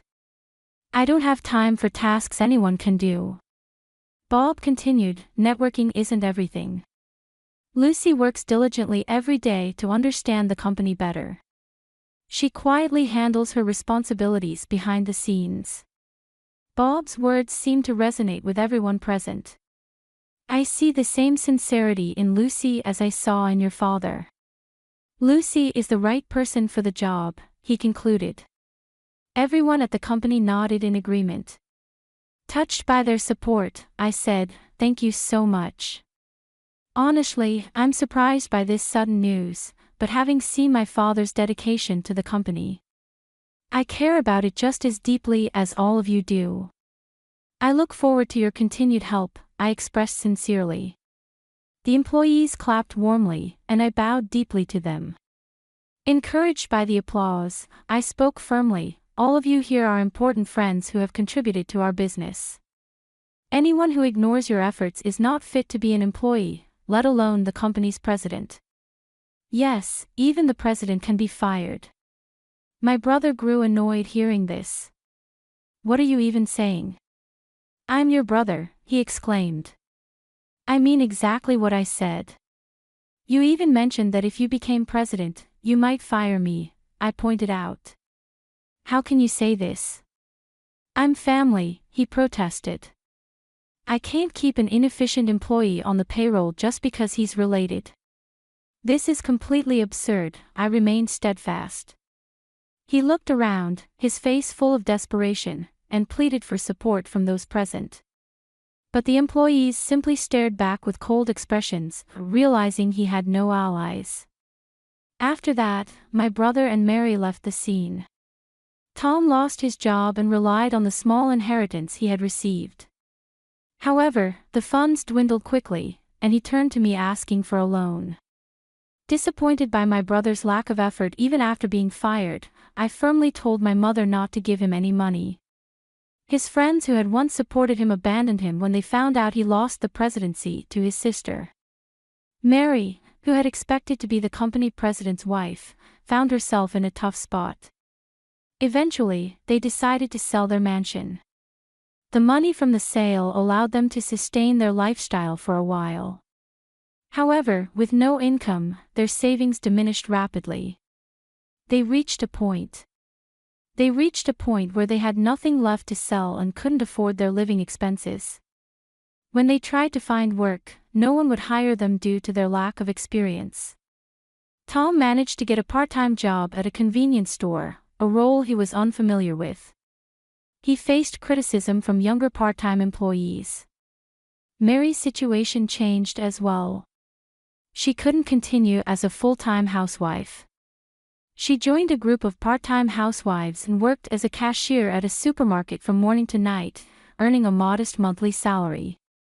On the flip side, I applied what I learned from my behind-the-scenes work to help the company.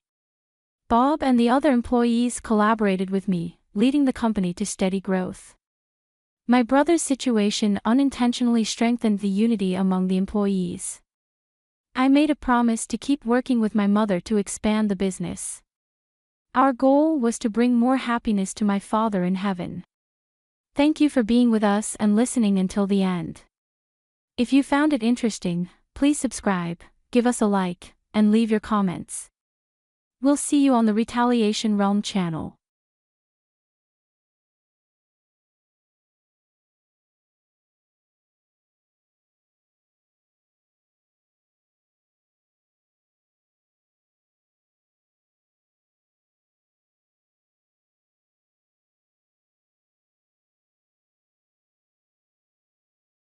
Life wasn't anything special for me. My name's Michelle, and at 27, you'd usually find me tucked away in the local library. It wasn't exciting or glamorous, but it was mine. Books were my friends, and the dusty shelves were my world. I didn't like being the center of attention, and I was okay with blending into the background. The town was small, the kind where everyone knows your business before you do. My routine was simple. Wake up, work, and then head home to my tiny apartment full of secondhand furniture and piles of books. I didn't have much of a social life, and I told myself I was fine with that. Then one day, Jack walked into the library. It was a day just like any other. He was looking for a book, something different, he said. He smiled easily, and his voice was warm, like sunlight breaking through clouds. "Hey, can you help me find a book?" "I'm feeling adventurous," he said, with a friendly smile. Sure. "What kind of book are you looking for?" I asked, adjusting my glasses, trying not to get distracted by him. "I don't know, surprise me," he said with a grin, like he enjoyed the little challenge he gave me. That was the start of everything. Our chats became part of my daily life. At first, it was about books, but soon we talked about more personal things. Jack was different. He really listened, and it made me feel seen in a way I hadn't in a long time. One day, he came in looking more determined than usual. "Michelle, you're the most interesting person I've met in this town. Why do you stay hidden in here all the time?" he asked, leaning on the counter with a playful smile. I laughed, surprised by the sound of my own laughter. "Well, where else would I go? There's not much excitement in this town." Jack quickly replied, "Maybe you just need someone to explore it with. How about dinner tonight?" My treat. I hesitated, not used to this kind of attention. "I don't know, Jack." "Come on. What's the worst that could happen? You spend an evening with a guy who likes your book recommendations. Plus, I promise it'll be fun. You can show me the hidden gems in this town," he said, his confidence contagious. Against my better judgment, I agreed. "Okay, sure, but no fancy places." "I don't do well with all that fancy stuff," Jack said, his smile lighting up the room. "I'll pick you up at 5. Wear something comfortable." That night changed everything. Jack showed me parts of the town I had never seen, even though I had lived here all my life. He made me laugh, a deep, real laugh that I didn't know I could. He listened to my stories, dreams, and fears, never making me feel small or unimportant. As we walked back to my apartment, he stopped and looked at me seriously. "Michelle, I know we've only just met, but there's something about you. You're not like anyone I've ever known. You're real, and that's rare in a world full of fakes." I didn't know what to say. No one had ever talked to me like that before. "Jack, he gently stopped me, putting a finger on my lips. "You don't have to say anything. Just know that I see you. Michelle, I see who you are and I like what I see." Jack had always been the best part of my day, making everything brighter with his care and love. He made me feel noticed, calling me beautiful, kind, and smart, things I rarely believed about myself. His warmth made me believe in forever and want it. When he asked me to marry me, it felt like a dream. "Marry me, Michelle. I can't imagine my life without you," he said, his eyes full of sincerity. I didn't hesitate. "Yes," I said, feeling excited and surprised. But before we could start planning our wedding, we had to meet his parents. Jack had warned me beforehand. "My parents have high standards for who I bring home, but don't worry. They're going to love you once they see how great you are," he said. But his words didn't calm me. I was nervous and searched my wardrobe for something simple but nice. It felt like there was no perfect dress to choose. Jack stayed calm, acting like he wasn't worried about the meeting. "You're overthinking it, Michelle. Just wear what you're comfortable in," he said, which made me even more nervous. The day came, and I chose a simple blue dress that I hoped was just right. As we drove to his parents' house, Jack seemed more interested in the music on the radio than meeting them. "You sure they're going to like me?" I asked, needing some reassurance. They'll come around. Just be yourself," Jack replied, glancing at me before focusing back on the road. His relaxed attitude was a sharp contrast to the anxiety building inside me. As we walked up to the door of Jack's childhood home, my heart was racing. His earlier warnings echoed in my mind, making me nervous about the judgment I was about to face. The door opened, and we were greeted by Jack's parents, their expressions hard to read. Dinner felt tense. Jack's parents asked me questions that felt more like an interview than a casual conversation. "So, Michelle, Jack says you work at a library. Do you see yourself doing that long-term?" his dad asked, his tone hinting that he didn't think much of my job. I stumbled for an answer, trying to stay confident. "I love working there. It's fulfilling in ways I can't quite explain," I said, hoping my passion would be enough. Jack stayed quiet through most of it, offering little help as I faced question after question. It felt like I was handling everything on my own, while Jack just watched. On the drive home, the silence was heavy. I was disappointed, not just with the dinner, but with Jack's lack of support. "I thought you said they'd warm up to me," I finally said, my voice tinged with hurt. Jack shrugged. "Give it time, Michelle. They just need to get to know you better," he said, but it didn't comfort me. After a few more dinners that felt like interrogations, it was clear his parents weren't my biggest fans. They seemed to think I was after Jack's money, which wasn't true at all. I hadn't even known about his wealth until he mentioned it. "My parents are a bit old-fashioned," he told me one night. "They worry about stuff like money and status." One evening, Jack came home looking more serious than usual. "We need to talk," he said, avoiding eye contact. That's when I knew something was wrong. "What's going on?" I asked, feeling uneasy. "It's my parents," he said, finally looking at me. "They want us to sign a prenup." The word felt strange and bitter in my mouth. "Jack, you know I don't care about your money, right?"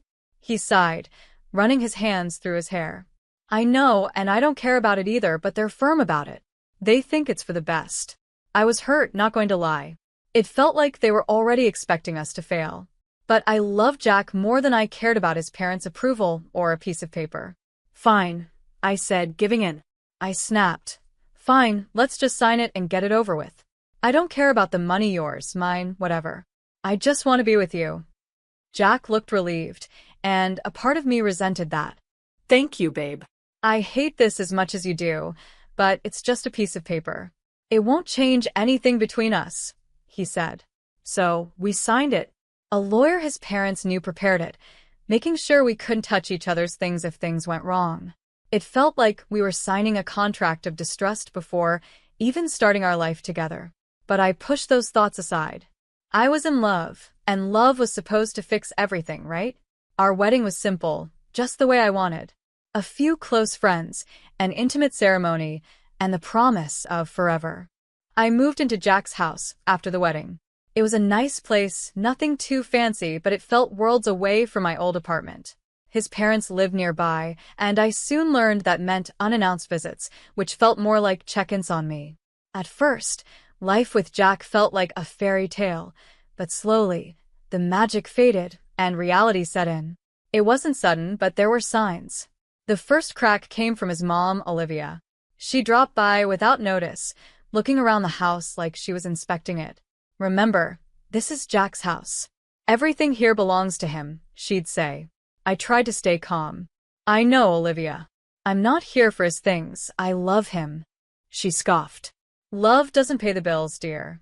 Just remember, if you ever leave, you leave with what you came with, nothing."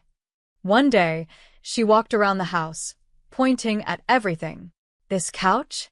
Jack's. That painting? Also Jack's. Just keep in mind, if things go south, you have no claim on any of it," she said with a fake sweetness. It was like she enjoyed reminding me I didn't belong. Jack's dad, Jerry, wasn't any better. He and Olivia acted like they owned the place. They'd walk in, demand coffee right away, complain it was too weak or too strong, and then sit in front of the TV, expecting me to serve them. "Grab us some chips, will you? And maybe do those clothes piling up," Jerry would say, without even looking at me. The worst part? Jack never stood up for me. He'd laugh along with them, throwing in his own jokes. "Yeah, she's still learning how to do things right around here. Give her time," he'd say. I felt like I was losing my mind. This wasn't the man I fell in love with. I felt like I had married someone completely different, someone cold and uncaring. "Do you even hear yourself? How can you let them treat me like this?" I confronted Jack after his parents left. Babe, they're just set in their ways. You know how older people are, he'd say, brushing it off like I was making a big deal out of nothing. They don't mean anything by it. Plus, we're living on their dime. Can't bite the hand that feeds, right? That hit me hard, like a slap in the face. So that was it. I was just the freeloader, the girl who married into their little empire and had to follow their rules or leave. My job at the library, which I loved, was a joke to them, just another reason to look down on me. The days blurred together, each one feeling the same as the last. Then came an ordinary Tuesday that changed everything. I was at work shelving books when a sharp pain hit my stomach, doubling me over. This wasn't just stress, it was something worse. Next thing I knew, I was in the hospital, the smell of antiseptic in the air. Lying in that bed, I couldn't stop thinking how low things had gotten. I was alone in pain and hadn't heard a single word from Jack. Just when I thought it couldn't get worse, a knock on the door interrupted my thoughts. Michelle Jackson?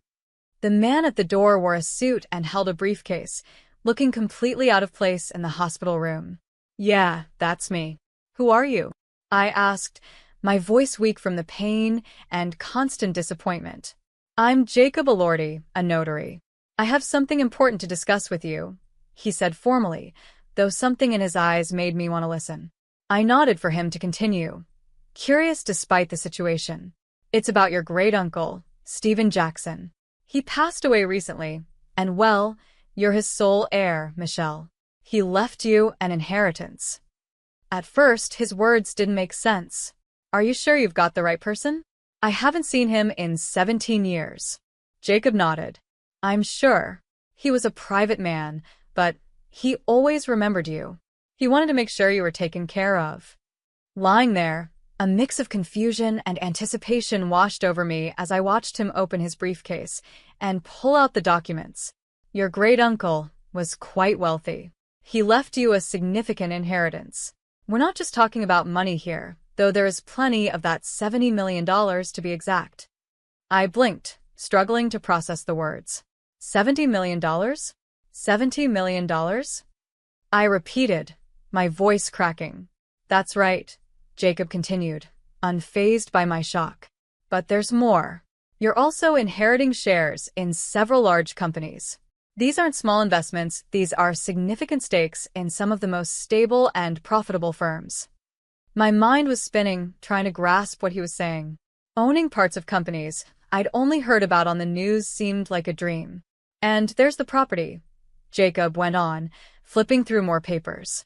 An old, large house in one of the most prestigious areas. It's not just any house, Michelle, it's a mansion with history, acres of land, and it's all yours now. I try to picture it, the kind of house you only see in movies. It was overwhelming. Don't forget the antique car, he added with a small smile, as if anticipating my surprise. It's a fully restored classic in mint condition. A collector's dream. I chuckled at the absurdity of it all. An antique car too? What am I going to do with that? I hardly even drive. Jacob's smile grew. It's yours to do with as you please. Maybe take it for a spin now and then. And there's the furniture and art inside the house, genuine antiques, some centuries old. Your great-uncle had a real eye for the finer things in life. The room seemed to close in as I tried to process everything. So, I've inherited a fortune, a mansion, a classic car, and valuable art and furniture? This doesn't seem real. It's all yours, Michelle. Your great-uncle wanted to make sure you were taken care of. He must have seen something special in you. Special? I didn't feel special, especially lying in a hospital bed after the worst few months of my life. Yet here I was, suddenly a millionaire with a legacy I didn't even know existed. Thank you, Mr. Lordy, I said, feeling a mix of gratitude and disbelief. This is a lot to take in. I don't even know where to start. We'll take it one step at a time, he reassured me. I'm here to guide you through the whole process. As if on cue, my phone buzzed. Jack's name flashed on the screen for the first time in days. I ignored it and turned back to Jacob. What happens now? We'll need to go through some paperwork, but the inheritance is officially yours. Your life is about to change, Michelle. And change it did. After the sudden windfall, Jack and his parents, seemed to transform overnight. Their daily hospital visits felt like scenes from a cheesy movie. Jack, who couldn't be bothered to check on me before, was now hovering constantly, adjusting my blanket with a fake concerned look. "How are you feeling today, love?" he'd ask, his voice dripping with a sweetness that didn't reach his eyes. His mother, Olivia, was even more dramatic, calling me darling and acting overly concerned. "I'm going to cook your favorite lasagna when you get back home. Just you wait," Olivia said, her smile wide but not quite reaching her eyes. It all felt too much, too fast, but I played along, smiling weakly and thanking them for their care. Still, something gnawed at me, making me suspicious of their act. One day, after their usual visit, I found the strength to follow them. My heart raced with every step. Hiding behind a corner, I listened as their real selves came out, now that they thought no one was watching. The first thing I heard was their laughter, harsh and cruel. "Can you believe how easy it is? She's so dumb. She's falling for it all," Jack said, laughing. Olivia's voice was sharper, more calculating. "Make sure she has a baby with you, Jack. Once she does, she'll never be able to leave, and we'll have a real grip on her and her money." Their words were cold and cruel, but I wasn't shocked. Disappointed? Yes. Surprised? Not at all. They had finally shown their true colors, and I was done pretending they were anything else. I quietly slipped back to my hospital bed, their words fueling a fire inside me. They saw me as a way to secure their future, a tool to get what they wanted. But I wasn't going to play along, not anymore. As I lay there, a plan formed, clear and firm. I was going to turn the tables on Jack and his family. They underestimated me, but they were about to see how wrong they were. After being discharged and returning home, I felt like a stranger walking into what was supposed to be my own house. Jack and his parents were waiting for me, their faces full of fake concern. The air was thick with unspoken tension. Jack broke the silence first, his voice laced with false sweetness and greed. "Babe, you're home. How are you feeling? We've been so worried about you." Ignoring the tightness in my throat, I met his gaze directly. I no longer saw the man I once loved. "I'm feeling better, thanks. But we need to talk, all of us," I said, my voice steady despite the storm inside. Olivia, ever the actress, stepped forward, her hands clasped like she was praying. "Of course, dear. We're here for you, whatever you need." It was now or never. I took a deep breath and laid out my cards. "I'm filing for divorce, Jack. And before you ask, no, you won't see a dime of my inheritance." The room went dead silent, as if all the air had been sucked out. Jack's face turned pale, his mask slipping to show the panic underneath. "Divorce? But why?" "I thought we were happy," he stammered. "Happy." The word felt bitter in my mouth. "You, your mom, and your dad have made my life a living hell. You've treated me like a servant, not a wife. Now, all of a sudden, you care about me because I'm worth something to you." Jack fumbled for words, but Olivia quickly stepped in. "This is nonsense. We've always treated you like family. You're imagining things, dear." I rolled my eyes and pulled the prenuptial agreement from my bag, waving it in front of him. "This is what saved me.